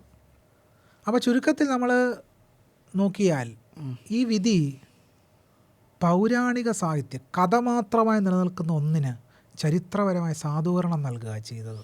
അതെ, പ്രധാനപ്പെട്ട വിധിയുടെ ഭാഗമല്ലെങ്കിൽ പോലും ഒരു എഴുതിയ ജഡ്ജി ഏതാണെന്ന് നമുക്കറിയാം എങ്കിൽ പോലും ഒരു പ്രത്യേക ന്യായാധിപൻ എഴുതിയ വിധി ഇതിൻ്റെ ഒരു അഡൻഡമായിട്ട് ഈ പൗരാണിക ഗ്രന്ഥങ്ങളും ഹിന്ദുമത ആചാരങ്ങളും മാത്രം വിവരിച്ചുകൊണ്ട് അതാണ് രാമൻ ജനിച്ച സ്ഥലം എന്ന് വിശ്വസിക്കാൻ തക്കതായ കാരണങ്ങളുണ്ട് എന്ന് സ്ഥാപിക്കുന്നു. അങ്ങനെ രാമൻ ജനിച്ച ഒരു സ്ഥലമൊക്കെ പൗരാണിക ഗ്രന്ഥങ്ങളിൽ നിന്ന് സ്ഥാപിച്ചെടുക്കാൻ കഴിയുമെന്ന് വിചാരിക്കുന്നു. അല്ല, അതുകൊണ്ടാണല്ലോ ഞാൻ പറയുന്നത്, ഈ രാമൻ ജനിച്ച ഒരു കൃത്യമായ സ്ഥലം നമുക്ക് കണ്ടെത്താൻ കഴിയുമോ? വാൽമീകി രാമായണത്തിൽ എവിടെയും അങ്ങനെ ഒരു പരാമർശമില്ല. അയോധ്യയിൽ രാമൻ ജനിച്ചു. ഇപ്പോൾ തായ്ലൻഡിലില്ലേ അയോധ്യ? അങ്ങനെ കൃത്യസ്ഥലത്തൊരു കൃത്യസ്ഥാനത്ത് രാമൻ ജനിച്ചു എന്നൊക്കെയുള്ള വാദമാണല്ലോ ജഡ്ജിമാരും ഈ സംഘപരിവാരം ഒക്കെ ഉന്നയിച്ചിട്ടുള്ളത്. ഒരു കൃത്യമായ സ്ഥലത്ത് ജനിച്ചു എന്നാണ് പറഞ്ഞിട്ടുള്ളത്. ഈ ഭൂമിശാസ്ത്രപരമായി നോക്കിയാൽ ഇന്ന് നമ്മൾ കാണുന്ന അയോധ്യയാണ് പുരാണങ്ങളിൽ പറഞ്ഞ അയോധ്യ എന്ന് പറയാൻ കഴിയില്ല. ഒരുപാട് വ്യത്യാസം ഉണ്ടാവും അതിനൊക്കെ ഭൂമിശാസ്ത്രപരം. അങ്ങനെയാണെങ്കിൽ ഈ വാദത്തിൻ്റെ അടിസ്ഥാനത്തിലാണെങ്കിൽ തിരുപ്പതി ക്ഷേത്രം ചാമ കൃഷി ചെയ്തിരുന്ന ആദിവാസികൾക്ക് വിട്ടുകൊടുക്കുമോ? കാരണം സ്കന്ദപുരാണത്തിൽ കൃത്യമായിട്ട് പറയുന്നുണ്ട്, തിരുപ്പതിയിലെ ആദ്യകാലത്തെ ആരാധകർ ഈ പറയുന്ന രീതിയിൽ ചാമ കൃഷി ചെയ്ത ആദിവാസികളാണെന്ന് സ്കന്ദപുരാണത്തിൽ പറയുന്നുണ്ട്. അപ്പോൾ സ്കന്ദപുരാണത്തെ ഒരു തെളിവായിട്ട് സ്വീകരിച്ച് തിരുപ്പതി ആദിവാസികൾക്ക് വിട്ടുകൊടുക്കുമോ? അതിന് മറുപടി പറയേണ്ടി വരും. അങ്ങനെ പുരാണത്തിൻ്റെ അടിസ്ഥാനത്തിൽ വിട്ടുകൊടുക്കാനാണെങ്കിൽ ഒരുപാട് കാര്യങ്ങൾ, ഇന്ന് കാണുന്ന ക്ഷേത്രങ്ങളൊന്നും ക്ഷേത്രങ്ങളേ അല്ല. ഇന്ന് കാണുന്ന ക്ഷേത്രങ്ങളെല്ലാം പഴയ ബുദ്ധിസ്റ്റ് സങ്കേതങ്ങളാണ്. അപ്പോൾ നമ്മൾ ചരിത്രം ഒരു പ്രത്യേക ഘട്ടം വരെ മാത്രമേ കുഴിക്കുന്നുള്ളൂ എന്ന് പറയുന്ന യുക്തിയിലാണ് ഇവർ കാര്യങ്ങൾ നിൽക്കുന്നത്. അതാണ് ഞാൻ പറഞ്ഞത്, പുരാണ കഥകളെ ചരിത്രപരമായി സാധൂകരിക്കുന്ന യുക്തിയിലേക്കാണ് യഥാർത്ഥത്തിൽ ഇന്നത്തെ നീതിന്യായാലയങ്ങളും അതുപോലെ തന്നെ അതിനെ ഭരിക്കുന്നവരും എത്തിച്ചേർന്നിരിക്കുന്നതെന്ന് പറഞ്ഞാൽ ഒരു വലിയ വിപര്യം നമ്മൾ അഭിമുഖീകരിക്കുന്നു എന്നുള്ളതാണ്. അതുപോലെ തന്നെയാണ് ഇപ്പം രാമായണം ആദ്യകാലത്ത് നമ്മുടെ ഒരു ഭാഗമായിരുന്നില്ല എന്ന് പറയുമ്പോൾ ഇന്ന് നമ്മുടെ ഇപ്പോൾ രാമായണ മസാല വായനയുടെയും എല്ലാം ഭാഗമായിട്ട് രാമായണം വന്നിട്ടുണ്ട്. അങ്ങനെ സാധാരണ നിഷ്കളങ്കമായിട്ട് ഒരു വീട്ടിലിരുന്ന് രാമായണം എന്ന പുസ്തകം വായിക്കുന്ന ഒരു അമ്മൂമ്മയോട് നമ്മൾ എങ്ങനെയാണ് ഈ പൊളിറ്റിക്സ് കൺവേ ചെയ്യാൻ കഴിയുക? എങ്ങനെയാണ് നമ്മൾ അവരോട് സംവദിക്കാൻ കഴിയുക എന്ന് ആലോചിച്ചിട്ടുണ്ടോ? തീർച്ചയായിട്ടും. ഇപ്പോൾ ഒരു ചെറിയ ഉദാഹരണം പറയാം. കേരളത്തിലെ അറിയപ്പെടുന്ന ദാർശനികനും തത്വചിന്തകനും അധ്യാപകനും ഒക്കെയാണ് ഡോക്ടർ പി കെ പോക്കർ. അപ്പോൾ അടുത്തിടെ അദ്ദേഹം വളരെ രസകരമായൊരു സംഭവം എന്നോട് പറഞ്ഞു. അദ്ദേഹത്തിൻ്റെ ഒരു സുഹൃത്തിൻ്റെ അമ്മ ഒരു രാമായണം വായനക്കാരിയായിരുന്നു. അപ്പോൾ പോക്കർ മാഷിൻ്റെ ഈ സുഹൃത്ത് എൻ്റെ പ്രസംഗങ്ങൾ കേൾക്കുന്ന ഒരാളാണ്, പ്രത്യേകിച്ച് ഈ രാമായണ സംബന്ധിയായ പ്രസംഗങ്ങളെല്ലാം. ഈ സുഹൃത്ത് ഈ പ്രായമായ അമ്മയ്ക്ക് എൻ്റെ പ്രസംഗങ്ങൾ കേൾപ്പിച്ചു കൊടുത്തു രാമായണ സംബന്ധിയായിട്ട്. ഈ കാരണഭൂതന്മാരാം ബ്രാഹ്മണരുടെ എന്ന് വ്യാഖ്യാനിക്കുന്ന ഭാഗങ്ങളൊക്കെ അമ്മ കേട്ടു. അമ്മ രാമായണ വായന അവസാനിപ്പിച്ചു. ഈ അടുത്തിടെ ഞാനൊരു റെസ്റ്റോറൻറ്റിൽ ഭക്ഷണം കഴിക്കാനായി പോയി, തിരുവല്ലയിൽ. ഒരു ഓട്ടോക്കാരൻ അദ്ദേഹം എന്നോട് പങ്കുവച്ചൊരു കാര്യം, ഞാൻ വളരെ വലിയൊരു ഭക്തനായിരുന്നു സാറേ, ഞാൻ ദിവസവും രാമായണം വായിച്ചുകൊണ്ടിരുന്ന, പക്ഷേ സാറിൻ്റെ പ്രസംഗം കേട്ടതിന് ശേഷം, രാമായണ സംബന്ധിയായ പ്രസംഗം കേട്ടതിന് ശേഷം രാമായണ വായന ഉപേക്ഷിച്ചു എന്നാണ് പറഞ്ഞത്. ഇങ്ങനെ ഒരുപാട് പ്രായമായ ആളുകൾ ഉൾപ്പെടെ, ഇപ്പോൾ കേരളത്തിൽ അറിയപ്പെടുന്നൊരു എഴുത്തുകാരി, അവരുടെ മാതാവ് എൻ്റെ പ്രസംഗങ്ങളെല്ലാം കേട്ട് ഭക്തിമാർഗത്തിൽ നിന്ന് വ്യതിചലിച്ചു എന്നാണ് പറഞ്ഞത്. നേരിട്ടൊരു പരിപാടിയിൽ കണ്ടപ്പോൾ പറഞ്ഞതാണ്. അപ്പോൾ ഇങ്ങനെ നിരവധി അനുഭവങ്ങൾ എനിക്കുണ്ടായിട്ടുണ്ട്. അതുകൊണ്ട് തന്നെ ഇത് പ്രായമുള്ള ആളുകളുമായിട്ട് കൺവേ ചെയ്യത്തില്ല എന്ന് ഞാൻ വിചാരിക്കുന്നില്ല. തന്നെയല്ല, ഒരു ശ്രീനാരായണ ധർമ്മമീമാംസ പരിഷത്ത് ചേർത്തലയിൽ നടക്കുകയുണ്ട്. ചേർത്തലയ്ക്കടുത്ത്, ചേർത്തലയ്ക്കും കുമരകത്തിനും ഇടയ്ക്കുള്ള ഒരു പ്രദേശത്ത്. എനിക്ക് തോന്നുന്നു സ്വാമി സ്വാമി നമ്മുടെ വിശ്വകാജി മഠത്തിൻ്റെ മഠാധിപതിയായി, അദ്ദേഹം സമാധിയായി, അദ്ദേഹമായിരുന്നു അന്ന് എന്നോടൊപ്പം അന്ന് ആ പരിപാടിയുടെ അധ്യക്ഷനായിട്ടുണ്ടായിരുന്നത്. ആ വേദിയിൽ ഞാൻ രാമായണത്തെ മഹാഭാരതത്തെ നിശിതമായി വിമർശിച്ചുകൊണ്ടാണ് ഒരു പ്രഭാഷണം നടത്തിയത്. അന്ന് ആ പ്രസംഗം കഴിഞ്ഞ് ഞാൻ വേദി വിട്ടിറങ്ങുന്ന സമയത്ത് ഏറ്റവും കൂടുതൽ നമ്മളെ അനുകൂലിച്ചത്, നമ്മൾ പറഞ്ഞത് ശരിയാണ് എന്ന് പറഞ്ഞുകൊണ്ട് എൻ്റെ അടുത്തേക്ക് വന്നത് മുഴുവൻ പ്രായമായ അമ്മമാർ, സ്ത്രീകളുമാണ്. അതുകൊണ്ട് അവരൊന്നും മാറത്തില്ലെന്നും ഒക്കെയുള്ള നമ്മുടെ തെറ്റിദ്ധാരണ മാത്രമാണ്. തീർച്ചയായിട്ടും ഈ ഒറിജിനൽ ടെസ്റ്റ് വെച്ച് അവർ ഇതാണ് ഇതിൽ പറയുന്നത് എന്ന് പറഞ്ഞാൽ മനസ്സിലാക്കുന്ന ഒരു മലയാളി സമൂഹം കേരളത്തിലുണ്ടെന്ന് തന്നെ ഞാൻ വിചാരിക്കുന്നത്. അതുകൊണ്ട് മാറ്റം തീർച്ചയായിട്ടും സാധ്യമാണ്. അതെത്ര പ്രായമായ മനുഷ്യരിൽ പോലും സാധ്യമാണ്. ഇത്തരം നമ്മുടെ വിശ്വാസങ്ങളെയും ഐതിഹ്യങ്ങളെയെല്ലാം പല രീതിയിൽ നമുക്ക് ഉപയോഗിക്കാമെന്ന് പറയാറുണ്ട്. അപ്പോൾ ഗാന്ധി ഉപ്പെന്നതുപോലെ ആളുകളെ ഒരുമിച്ച് നിർത്താനുള്ള ഒരു സംഗതിയായിട്ട് രാമനെയും രാമായണത്തെയും ഉപയോഗിച്ചു എന്ന് ചരിത്രകാരന്മാർ പറയുന്നു. അപ്പോൾ വൈദേശികാധിപത്യത്തിനുള്ളൊരു പോരാട്ടത്തിന് ആളുകളെ ഒരുമിച്ച് നിർത്താനുള്ളൊരു സങ്കല്പമായിട്ട് രാമരാജ്യ സങ്കല്പവും രാമനെയും അദ്ദേഹം ഉയർത്തിപ്പിടിച്ചു എന്ന് പറയുന്നുണ്ട്. അപ്പോൾ ആ രീതിയിൽ വളരെ ഗുണപരമായ രീതിയിൽ ഐതിഹ്യങ്ങളെ വ്യാഖ്യാനിച്ച് ഉപയോഗിക്കാൻ കഴിയുമെന്ന് താങ്കൾ കരുതുന്നുണ്ടോ? ഞാനങ്ങനെ കരുതുന്നേ ഇല്ല. അതിന് രണ്ട് കാരണങ്ങളാണ്. ഒന്ന്, ഡോക്ടർ ബി ആർ അംബേദ്കർ പറഞ്ഞ കാര്യം ഞാൻ ഉദ്ധരിച്ചല്ലോ, ദൈവത്തിൻ്റെ മുമ്പിൽ എല്ലാവരും സമന്മാരാണ് എന്ന സിദ്ധാന്തത്തിന് മുകളിൽ നിങ്ങൾക്ക് ജനാധിപത്യം കെട്ടിപ്പടുക്കാൻ കഴിയില്ല. ആ ജനാധിപത്യം സമ്പൂർണ്ണമായി തകരുമെന്നാണ് അംബേദ്കർ പറഞ്ഞത്. അതുകൊണ്ട് ഐതിഹ്യങ്ങളുടെയും പുരാണങ്ങളുടെയും കെട്ടുകഥകളുടെയും മുകളിലാണ് ഒരു ഭരണകൂടത്തെ അല്ലെങ്കിൽ ഒരു നവീനമായ സാമൂഹിക വ്യവസ്ഥയെ കെട്ടിപ്പടുക്കാൻ ശ്രമിക്കുന്നതെങ്കിൽ അത് സമ്പൂർണ്ണമായി തകരും, സംശയരഹിതമായിട്ടും തകരും. രണ്ടാമത്തെ ഒരു ചരിത്രപരമായ പ്രശ്നം എന്ന് പറയുന്നത്, ഈ ഗാന്ധി ഉപ്പെന്ന് പറയുന്ന എല്ലാ മനുഷ്യർക്കും ബാധകമായ ഒരു സംഗതിയെ വെച്ചുകൊണ്ട് ഇന്ത്യക്കാരെ മുഴുവൻ ഏകീകരിച്ചു എന്നൊക്കെ പറയുന്നതിലൊരു ചരിത്ര പ്രശ്നമുണ്ട്. കേരളത്തിൽ ഉപ്പെന്ന് പറഞ്ഞാൽ അടിമേടിക്കുന്ന കാലഘട്ടം ഉണ്ടായിരുന്നു. അതുകൊണ്ട് ഉപ്പിൻ്റെ പേരിൽ എല്ലാവരെയും ഐക്യമത്യം, എല്ലാവരും ഒരുമിപ്പിച്ച് നിർത്തി എന്നൊക്കെ പറയുന്ന വാദത്തിൽ കേരളത്തെ സംബന്ധിച്ച് തന്നെ ചില പ്രശ്നങ്ങളുണ്ട്. സ്വാതന്ത്ര്യ സമരം നടക്കുന്നുണ്ടെന്ന് പോലും അറിയാൻ വയ്യാത്ത ആളുകൾ ജീവിച്ചിരുന്ന സ്ഥലം കൂടിയാണ് കേരളം. പലർക്കും അറിഞ്ഞുകൂടായിരുന്നു. പലരെയും അത് ബാധിച്ചിട്ട് പോലും ഇല്ല, പലരെയും അത് ബാധിച്ചിട്ടില്ല. അപ്പോൾ അതുകൊണ്ട് തന്നെയല്ല, ഗാന്ധിയുടെ രാമരാജ്യ സങ്കല്പത്തിൽ തന്നെ വലിയ പ്രശ്നങ്ങളുണ്ട്, വളരെ വലിയ പ്രശ്നങ്ങളുണ്ട്. ഇപ്പോൾ ഗാന്ധിയുടെ വർണ്ണാശ്രമ സങ്കല്പത്തിൽ എല്ലാവരും തുല്യരാണ്, എല്ലാവരും തുല്യരായിട്ടുള്ള ഒരു വർണ്ണാശ്രമ സങ്കല്പമാണ് ഗാന്ധി പറയുന്നത്. അത് ഗാന്ധിയുടെ മാത്രം സങ്കല്പമാണ്. ചരിത്രത്തിലോ ഗ്രന്ഥപാഠങ്ങളിലോ അങ്ങനെ ഒരു സമത്വ സങ്കല്പമില്ല. ഇത് ക്രിസ്റ്റഫർ ജെഫറിലോട്ട് തന്നെ അദ്ദേഹത്തിൻ്റെ അംബേദ്കറെ സംബന്ധിച്ച പുസ്തകത്തെ സൂചിപ്പിക്കുന്നുണ്ട് ഇക്കാര്യം. അപ്പോൾ ഇത് ഗാന്ധിയുടെ ഒരു ഭാവന മാത്രമാണ്. ചരിത്രത്തിൽ ഇങ്ങനെ ഒരുമിപ്പിക്കാനേ കഴിയില്ല. അങ്ങനെ ചരിത്രത്തിൽ ഒരുമിപ്പിക്കാൻ കഴിയുമായിരുന്നെങ്കിൽ എന്തുകൊണ്ടാണ് അയോധ്യയിൽ ഈ അയോധ്യ പ്രാണപ്രതിഷ്ഠയെ തുടർന്ന് നടന്ന തെരഞ്ഞെടുപ്പിൽ BJPയുടെ നേതാവല്ലല്ലോ ജയിച്ചത്? അത് തന്നെ ഒരു പ്രധാനപ്പെട്ട ഉദാഹരണമായിട്ട് നമ്മുടെ മുമ്പിലുണ്ടല്ലോ. ഉം, ഉം, ഉം. കേരളത്തിലുള്ളവർ, ഇന്ത്യയിലുള്ളവർ മുഴുവൻ തന്നെ ഈ പറയുന്ന രാമരാജ്യ സങ്കല്പത്തെ ഉയർത്തിപ്പിടിക്കുന്നവരൊന്നും അല്ലല്ലോ. എല്ലാവരും അങ്ങനൊന്നും അല്ല. ഒക്കെ നമ്മുടെ ഒരു തെറ്റിദ്ധാരണയാണ്. സ്വാഭാവികമായിട്ടും രാമായണത്തിൽ നിന്ന് നമ്മൾ കടക്കുന്നത് ഹിന്ദുത്വ പൊളിറ്റിക്സിൻ്റെ ഒരു ലോകത്തേക്കാണ്. ഇന്ത്യയുടെ ചരിത്രത്തിൽ ഹിന്ദുത്വ രാഷ്ട്രീയത്തെ അരക്കിട്ടുറപ്പിച്ച ഒരു മൂവ്മെൻ്റ് എന്ന് പറയുന്നത് അയോധ്യ പ്രസ്ഥാനമാണ്. അപ്പോൾ താങ്കളെപ്പോഴും പറയാറുണ്ട് ഹിന്ദുത്വം എന്ന് പറയുന്ന ഒരു സവർണ ബ്രാഹ്മണിക്കൽ ആശയധാരകളുടെ ഒരു ദൃഢീകരണത്തിൻ്റെ പ്രതിഫലനം കൂടിയാണെന്ന് പറയാറുണ്ട്. ഹിന്ദുത്വം എന്ന് പറയുന്നത് സവർണ ബ്രാഹ്മണ്യ പ്രത്യയശാസ്ത്രം എന്നല്ലാതെ മറ്റൊന്നല്ല. നമ്മൾ അങ്ങനെ തന്നെയാണ് അതിനെ കാരണം സമീപിക്കേണ്ടത്. മറുവശത്ത് നിൽക്കുന്ന ആളുകൾ പറയുന്നത് നൂറ്റാണ്ടുകളായിട്ട് അല്ലെങ്കിൽ ചരിത്രാതീത കാലം മുതൽ എല്ലാ ആക്രമണങ്ങളും അധിനിവേശങ്ങളും അനുഭവിച്ചു വന്ന ഒരു ജനതയുടെ ചെറുത്തുനിൽപ്പിൻ്റെ പ്രതീകമാണ് ഹിന്ദുത്വ രാഷ്ട്രീയം എന്നാണ്. എന്ത് ചെറുത്തുനിൽപ്പാണ് ഹിന്ദുത്വ രാഷ്ട്രീയം നടത്തിയിട്ടുള്ളത്? ആ നിലയ്ക്ക് നോക്കിയാൽ ഒരു ചെറുത്തുനിൽപ്പ് നടത്തിയിട്ടില്ലല്ലോ.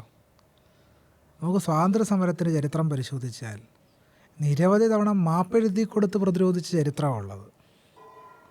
മാപ്പ് തരണം, മാപ്പ് തരണം, മാപ്പ് തരണമെന്ന് മാപ്പെഴുതിയ ആൾ വീരനായിട്ടിരിക്കുന്ന നാടാണ് നമ്മുടെ ഇന്ത്യ. എങ്ങനെയാണ് ബ്രിട്ടീഷുകാരെ പ്രതിരോധിച്ചത്? എന്നെ സ്വതന്ത്രമാക്കിയാൽ ബ്രിട്ടീഷ് സർക്കാരിന് ഞാൻ വേണ്ട സേവനം ചെയ്തോളാം എന്ന് കത്തെഴുതിയ ഒരാൾ ജീവിച്ചിരിക്കുന്ന നാടാണ് ഇന്ത്യ, ജീവിച്ചിരുന്ന നാടാണ്. അവരുദ്ദേശിക്കുന്ന വൈദേശികർ ബ്രിട്ടീഷുകാരല്ല. അല്ല, ഇതിനകത്തൊരു പ്രശ്നം എന്ന് വെച്ചാൽ ഈ വൈദേശികതയെ സംബന്ധിച്ച് പറയുമ്പോൾ ഈ വിചാരധാരയിൽ പറയുന്നൊരു കാര്യമുണ്ടല്ലോ, കമ്മ്യൂണിസ്റ്റുകാർ, മുസ്ലിങ്ങൾ, ഇവരെല്ലാവരും ഇന്ത്യയുടെ ആഭ്യന്തര ശത്രുക്കളാണെന്നാണ് പറയുന്നത്. വളരെ വ്യക്തമായിട്ട് നമ്മൾ കാണുന്നൊരു കാര്യമാണല്ലോ അത്. വിചാരധാരയെ വളരെ വ്യക്തമായിട്ട് എഴുതിയിട്ടുണ്ട്. അപ്പോൾ ഹിന്ദുത്വ രാഷ്ട്രീയത്തെ സംബന്ധിച്ച് അതിൻ്റെ ഏറ്റവും പ്രധാനപ്പെട്ട അടിത്തറ എന്ന് പറയുന്നത് ഇന്ത്യയിൽ നിലനിൽക്കുന്ന നൂറ്റാണ്ടുകളായി, ആയിരത്താണ്ടുകളായി നിലനിൽക്കുന്ന ജാതി വ്യവസ്ഥയുടെ മുകളിലാണ് ഹിന്ദുത്വ രാഷ്ട്രീയം വളർന്ന് പന്തലിച്ചിട്ടുള്ളത്. ഇതാണ് അടിസ്ഥാനപരമായി നമ്മൾ മനസ്സിലാക്കേണ്ട ഒരു കാര്യം. ഒരു സംഗതി അതാണ്. പക്ഷേ അത് മാത്രമാണെന്നല്ല ഞാൻ പറയുന്നത്. ഹിന്ദുത്വ രാഷ്ട്രീയം അത് മാത്രമാണെന്നല്ല. പക്ഷേ ഹിന്ദുത്വ രാഷ്ട്രീയത്തിൻ്റെ ഒരു മേജർ പാർട്ട് എന്ന് പറയുന്നത് ഇന്ന് നിലനിൽക്കുന്നത്, പടർന്ന് പന്തലിച്ചിട്ടുള്ളത് ജാതി വ്യവസ്ഥയുടെ വളവും വെള്ളവും ഒക്കെ തന്നെ വാങ്ങി വെച്ചിട്ടാണ്. പക്ഷേ RSകാർ പലപ്പോഴും പറയാറുള്ളൊരു കാര്യം, ഞങ്ങളങ്ങനെയല്ല, ഞങ്ങൾ ഹിന്ദു മതത്തിനകത്തെ ജാതീയതയ്ക്കെതിരെ നിലകൊള്ളുന്നവരാണ്. ഉദാഹരണത്തിന് സംസ്കൃതം പഠിപ്പിക്കാൻ അല്ലെങ്കിൽ പൂജാവിദ്യകൾ പഠിപ്പിക്കാനെല്ലാം ഞങ്ങൾ പ്രത്യേക സ്കൂളുകൾ ഉണ്ടാക്കുന്നുണ്ട്. ഏത് സ്കൂളാണ് ഉണ്ടാക്കിയത് ഒരു പൂജാവിധി പഠിപ്പിക്കാൻ? ജാതി വ്യവസ്ഥയ്ക്ക് അതീതമായി എല്ലാവരിലേക്കും അത് എത്തിക്കണമെന്നാണ് ഞങ്ങളുടെ ആഗ്രഹം. ഇല്ല, അത് ഇതൊരു സ്ഥിരം ഒരു വലിയ രീതിയിൽ വാട്സപ്പ് യൂണിവേഴ്സിറ്റി നടക്കുന്നൊരു പ്രചാരണമാണ്. ആലുവ തന്ത്രവിദ്യാപീഠത്തെ മുൻനിർത്തിയിട്ട് ഞങ്ങൾ എല്ലാവരെയും പൂജാരിമാരാക്കാൻ നടത്തിയൊരു സ്ഥാപനമാണ്. എന്നിട്ട് എത്ര ദളിതരാണ് ആലുവ തന്ത്രവിദ്യാപീഠത്തിൽ നിന്ന് പൂജ പഠിച്ചിറങ്ങിയത്? നമ്മൾ ആ സാഹചര്യം പരിശോധിക്കണ്ടേ? ഇപ്പോഴും അവിടെ ബ്രാഹ്മണരല്ലേ അവിടെ പൂജ പഠിച്ച് പുറത്തിറങ്ങുന്നത്? സമാവർത്തനം കഴിഞ്ഞ് പൂജ പഠിച്ച് പുറത്തിറങ്ങുന്നതെല്ലാം ബ്രാഹ്മണർ മാത്രമല്ലേ? എന്തുകൊണ്ടാണ് മറ്റു വിഭാഗത്തിൽപ്പെട്ടവരെ അവിടെ പൂജ പഠിപ്പിക്കാത്തത്? എന്തുകൊണ്ടാണ്? പറവൂർ ശ്രീധരൻ്റെ നേതൃത്വത്തിലൊരു പൂജ നടന്നെന്നും പറഞ്ഞ് അത് വെച്ചുകൊണ്ട് കേരളത്തിലെ മറ്റ് പിന്നോക്കക്കാരായിട്ടുള്ള ആളുകൾ പൂജ പഠിച്ചതിൻ്റെ ചരിത്രം എന്ന് പറയുന്നത് നാരായണ ഗുരുവുമായി ബന്ധപ്പെട്ട ചരിത്രം അതിനുള്ളത്. അല്ലാതെ ആലുവ തന്ത്രവിദ്യാപീഠവുമായി ബന്ധപ്പെട്ടോ മാധവജിയുമായി ബന്ധപ്പെട്ടോ അല്ല അതിൻ്റെ ചരിത്രം നിലനിൽക്കുന്നത്. അവർണ സമുദായങ്ങളുടെ പൂജാപഠനത്തിൻ്റെ മേഖല എന്ന് പറയുന്നത്, അതിൻ്റെ ചരിത്രം എന്ന് പറയുന്നത് നാരായണ ഗുരുസ്വാമികളുമായി ബന്ധപ്പെട്ട ഗുരുസ്വാമികളാണ് ക്ഷേത്രപ്രതിഷ്ഠ നടത്തി കേരളത്തിലെ അവർണ ജനതയ്ക്കൊരു മാതൃകയായത്. അതുപോലെ തന്നെ പുലയ സമുദായത്തിൽപ്പെട്ട ഒരാൾ ആരോമൽ എന്ന് പറയുന്നൊരു തപസ്വി ആരോമൽ നാരായണ ഗുരുസ്വാമികൾക്ക് മുമ്പേ ക്ഷേത്രപ്രതിഷ്ഠ നടത്തിയ, ശിവപ്രതിഷ്ഠ നടത്തിയ ആളാണ് തപസ്വി ആരോമൽ. അതിനു മുമ്പ് തന്നെ ആറാട്ടുപുഴ വേലായുധ പണിക്കർ, അദ്ദേഹം വൈക്കത്ത് പോയി ക്ഷേത്രങ്ങളും കാര്യങ്ങളൊക്കെ കണ്ട് മനസ്സിലാക്കി ഒരു അവർണ സമുദായത്തിൽപ്പെട്ട ഒരാളെ കൊണ്ട്, കണ്ടിയൂരുണ്ടായിരുന്നൊരു തന്ത്രിയെ കൊണ്ടാണ് ആറാട്ടുപുഴയിൽ ക്ഷേത്രപ്രതിഷ്ഠ നടത്തിയത്. ഇങ്ങനൊരു ചരിത്രം കേരളത്തിലുണ്ട്. ആ ചരിത്രം തുടങ്ങുന്നത് ആലുവ തന്ത്രവിദ്യാപീഠത്തിലോ മാധവജിയിലോ അല്ല. അങ്ങനെ ആണ് എന്ന് വരുത്തി തീർക്കാനാണ് ശ്രമിക്കുന്നത്. അങ്ങനെയല്ല. കേരളത്തിലെ അവർണ വിഭാഗത്തിൽപ്പെട്ട ആളുകൾ പൂജാരിമാരാകാൻ തുടങ്ങുന്നതിൻ്റെ ചരിത്രം ആരംഭിക്കുന്നത് നാരായണ ഗുരുവിൽ നിന്നാണ്. അതിനു മുമ്പ് തപസ്യ ആരോമൽ നിന്നാണ്. തപസ്യ ആരോമൽ എങ്ങനെയാണ് പൂജ പഠിച്ചത്? ആരിൽ നിന്നാണ് അദ്ദേഹം പ്രതിഷ്ഠ പഠിച്ചത്? ആ ചരിത്രം ആരെങ്കിലും അന്വേഷിച്ചിട്ടുണ്ടോ? ആ ചരിത്രം നമ്മൾ അന്വേഷിക്കണം. തപസ്വി ആരോമലിൻ്റെ ചരിത്രം നമ്മൾ പറയണം.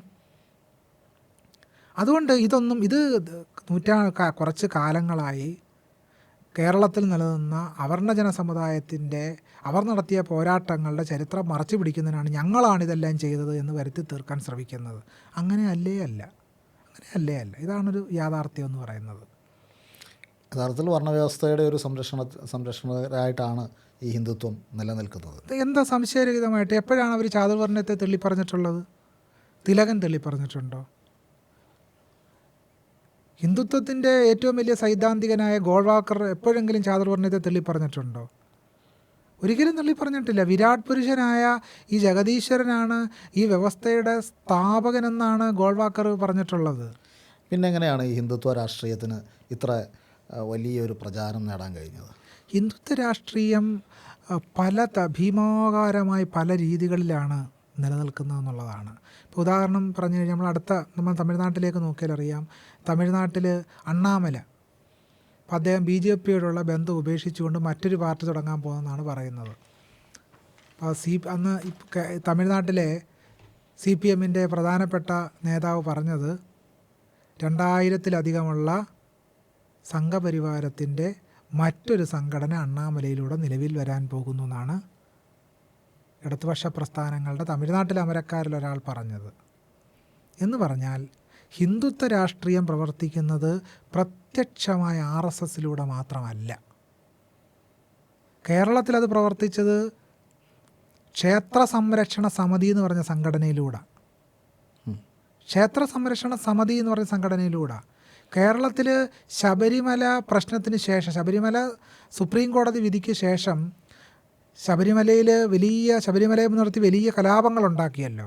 അതിനുശേഷം കേരളത്തിലെ സംഘപരിവാർ ചെയ്തൊരു പ്രധാനപ്പെട്ട പരിപാടി എന്ന് പറയുന്നത് കേരളത്തിലെ സ്ത്രീകളെ ഗ്രാമാന്തരങ്ങളിൽ സംഘടിപ്പിച്ച് അയ്യപ്പ ഭജന സംഘം ഉണ്ടാക്കാൻ ശ്രമം നടത്തിയിരുന്നു. അങ്ങനെയാണ് ഇവർ ഈ ശ്രമം നടത്തുന്നത്. വലിയ രീതിയിൽ ഹിന്ദുത്വത്തിന് സ്വാധീനം ഉണ്ടാക്കുന്ന ഇങ്ങനെ ചെറിയ ചെറിയ പ്രസ്ഥാനങ്ങളിലൂടെ, ചെറിയ ചെറിയ സംഘടനകളിലൂടെ. എന്തുമാത്രം സംഘടനകൾ! ഗോരക്ഷാദൾ, ആയിരക്കണക്കിന്. ഇപ്പോൾ ഇടതുപക്ഷത്തിൻ്റെ തമിഴ്നാട്ടിലെ ഉയർന്ന നേതാവ്, സമുന്നതനായ നേതാവ് സൂചിപ്പിച്ചതുപോലെ പതിനായിരക്കണക്കായ സംഘടനകളിലൂടെയാണ് അവർ ഈ പരിപാടി ചെയ്തുകൊണ്ടിരിക്കുന്നത്. നോക്കൂ, മഹാത്മാ അയ്യങ്കാളി സ്ഥാപിച്ച പ്രധാനപ്പെട്ട ഒരു വിദ്യാലയമാണ് തിരുവനന്തപുരത്ത് ഊരൂട്ടമ്പലം വിദ്യാലയം. ചരിത്രപരമായ ഒരു വിദ്യാഭ്യാസ സ്ഥാപനമാണത്. ആ ചരിത്രപരമായ വിദ്യാഭ്യാസ സ്ഥാപനത്തിൻ്റെ ചരിത്രത്തെ അട്ടിമറിക്കുന്ന എങ്ങനെയാണ് സംഘപരിവാർ അട്ടിമറിക്കുന്നത്? ആ സ്കൂളിൻ്റെ തൊട്ടടുത്ത് തന്നെ സരസ്വതി വിദ്യാലയം എന്ന് പറഞ്ഞ ബോർഡ് സ്ഥാപിച്ചാണ് ഊരൂട്ടമ്പലത്തിൻ്റെ ചരിത്രഗതി മാറ്റിയെടുക്കാൻ സംഘപരിവാരം ശ്രമിക്കുന്നത്. എന്താ, വേറെ എങ്ങും സ്കൂൾ സ്ഥാപിക്കാൻ കഴിയില്ല അവർക്ക്? എന്തുകൊണ്ടാണ് അയ്യങ്കാളി സ്ഥാപിച്ച ആ വിദ്യാലയത്തിൻ്റെ തൊട്ടടുത്ത് തന്നെ ഇവർ സരസ്വതി വിദ്യാലയം സ്ഥാപിച്ചത്? ആ വിദ്യാലയത്തിന് സരസ്വതി വിദ്യാലയം എന്ന് തന്നെ പേര് കൊടുത്തത് എന്തിനാ? അതാണ് സംഘപരിവാരത്തിൻ്റെ വളരെ ആഴത്തിലുള്ള പ്രവർത്തനം എന്ന് പറയുന്നത്. അതായത് വിദ്യ നിഷേധിക്കപ്പെട്ട ഒരു ജനതയുടെ വിദ്യാഭ്യാസ സ്വാതന്ത്ര്യത്തിന് വേണ്ടിയാണ് മഹാത്മാ അയ്യങ്കാളി പോരാടിയത്. നിസ്സാരമായ പോരാട്ടമായിരുന്നില്ല. ആ പോരാട്ടത്തിൻ്റെ ചരിത്രം കേരളത്തിലെ സംഘികളെ അലോസരപ്പെടുത്തും.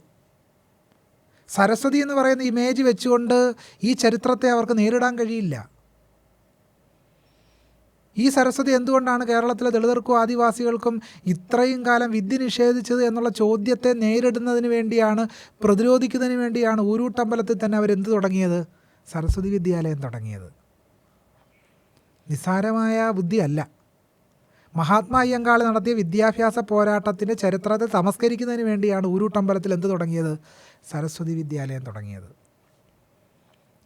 ഇങ്ങനെയാണ് രാജ്യത്തെമ്പാടും വിവിധ തരത്തിലുള്ള അതിഭീകരമായ പ്രവർത്തനങ്ങൾ അതിസൂക്ഷ്മമായ വിധത്തിൽ സംഘപരിവാരം ആസൂത്രണം ചെയ്ത് പ്രവർത്തിപ്പിച്ചുകൊണ്ടിരിക്കുന്നത്.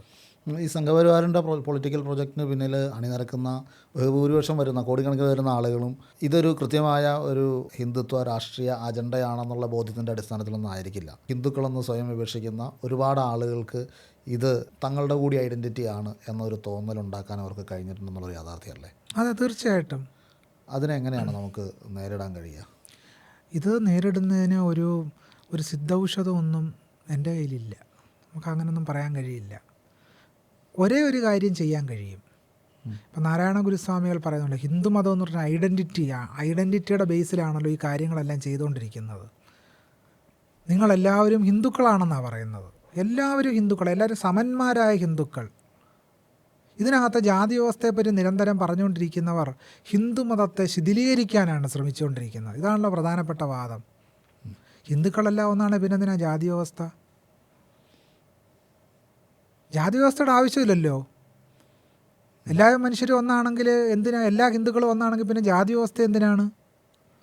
ഇപ്പോൾ ഒരു രസകരമായ കാര്യം വെച്ചാൽ, ഇന്നലെ വൈകിട്ട് ഞാൻ TV കണ്ടുകൊണ്ടിരിക്കുമ്പോൾ ഒരു പരസ്യം കണ്ടു. വിവാഹ പരസ്യമാണ്. ലോകത്തെല്ലായിടത്തും നായന്മാരുണ്ട്. നായേഴ്സ് മാട്രിമോണി. ലോകത്തിൻ്റെ എല്ലാ ഭാഗത്തും നായന്മാരുള്ളത് കൊണ്ട് നായേഴ്സ് മാട്രിമോണി. ഹിന്ദു മാട്രിമോണി ആണോ? അല്ല.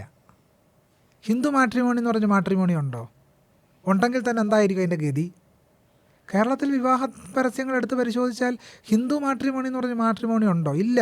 ഹിന്ദു ഈഴവ, ഹിന്ദു നായർക്ക് പിന്നെ ഹിന്ദു എന്ന് ചേർക്കേണ്ട ആവശ്യമില്ല. ചേർക്കാതെ തന്നെ ബാക്കിയുള്ളവരെല്ലാം ഇത് ചേർത്തിട്ടാണ് അറിയപ്പെടുന്നത്. നോക്കൂ, ഇന്ത്യൻ IIT-കളിലെ അധ്യാപക പദവികളെടുത്ത് പരിശോധിച്ചാൽ അതിൽ ഭൂരിഭാഗവും വരേണ്യ വിഭാഗത്തിൽപ്പെട്ട ആളുകളാണ്. ഇവിടെ ഈ സിദ്ധാന്തത്തിനെതിരെ, ഈ ഹിന്ദുത്വ രാഷ്ട്രീയ ദർശനത്തിനെതിരെ നമുക്ക് ഉയർത്തിപ്പിടിക്കാനുള്ളത് എന്താണെന്നുള്ളതാണ്. ഇതിനെ ഉയർത്തിപ്പിടിക്കാവുന്ന ഏറ്റവും പ്രധാനപ്പെട്ട, ഹിന്ദുത്വത്തെ പ്രതിരോധിക്കാനുള്ള ഏറ്റവും പ്രധാനപ്പെട്ട വഴിയെന്ന് പറയുന്നത് ഡോക്ടർ BR അംബേദ്കർ ഉയർത്തിപ്പിടിച്ച പ്രത്യയശാസ്ത്ര മൂല്യങ്ങളെയും ചരിത്രപരമായ പഠനങ്ങളെയും ഉയർത്തിപ്പിടിക്കുക എന്നുള്ളതാണ് ഹിന്ദുത്വ രാഷ്ട്രീയത്തെ പ്രതിരോധിക്കാനുള്ള ഏറ്റവും പ്രധാനപ്പെട്ട വഴിയായിട്ട് ഞാൻ കാണുന്ന ഒന്നാമത്തെ മാർഗം എന്ന് പറയുന്നത്. രണ്ടാമത്തെ, കേരളത്തെ സംബന്ധിച്ച് കേരളം ഒരു പ്രധാനപ്പെട്ട തുരുത്തായിട്ട് സംഘികൾക്ക് പിടികൊടുക്കാതെ അങ്ങനെ നിൽക്കുകയാണ്. ഇപ്പോൾ ഒരു 3 സീറ്റോടുകൂടി അവർ നിയമസഭയിലേക്ക് കടന്നു കയറിയിട്ടുണ്ട്. അപ്പോൾ അതിനെ നമുക്ക് പ്രതിരോധിക്കാൻ കഴിയണമെങ്കിൽ ഹിന്ദുത്വ രാഷ്ട്രീയത്തെ പ്രതിരോധിക്കുന്ന രീതിയിലുള്ള ചരിത്ര സാംസ്കാരിക പഠനങ്ങളും അത്തരം വ്യക്തിത്വങ്ങളെയും അവരുടെ പഠനങ്ങളെയും നമ്മൾ ഉയർത്തിപ്പിടിക്കേണ്ടതായിട്ടുണ്ട്. കേരളത്തെ സംബന്ധിച്ച് മഹാത്മാ അയ്യങ്കാളിയുടെയും നാരായണ ഗുരുസ്വാമികളുടെയും പൊയ്കേൽ അപ്പച്ചൻ്റെയൊക്കെ തന്നെ പോരാട്ടത്തെ ഉയർത്തിപ്പിടിച്ചുകൊണ്ട് വേണം കേരളത്തെ നമുക്ക് ഹിന്ദുത്വ രാഷ്ട്രീയത്തെ പ്രതിരോധിക്കാൻ.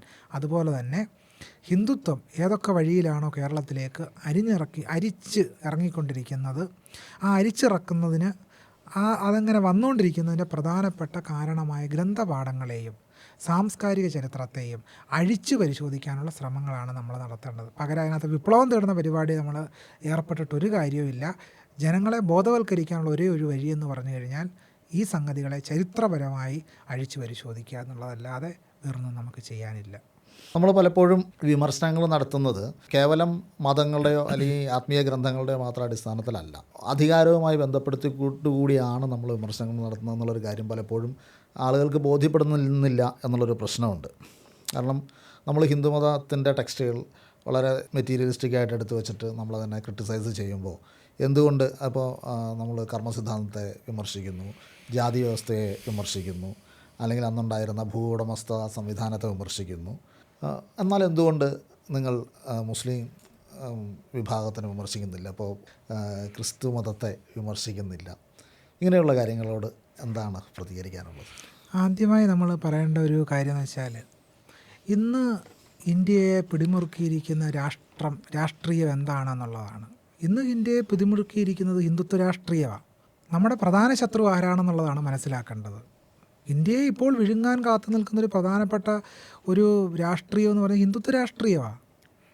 അതുകൊണ്ട് എന്നെ സംബന്ധിച്ച് ഏറ്റവും പ്രധാനപ്പെട്ട ഒരു ജനാധിപത്യത്തിലേക്ക് അല്ലെങ്കിൽ ഒരു സമത്വ സാഹോദര്യ സങ്കല്പങ്ങളുള്ള ഒരു ദേശത്തെ ഭാവന ചെയ്യാൻ കഴിയണമെങ്കിൽ ഹിന്ദുത്വ രാഷ്ട്രീയത്തെ വിമർശിക്കാൻ നമുക്ക് ഒരു അല്പം പോലും മുന്നോട്ട് പോകാൻ കഴിയില്ല എന്നുള്ളതാണ് യാഥാർത്ഥ്യം.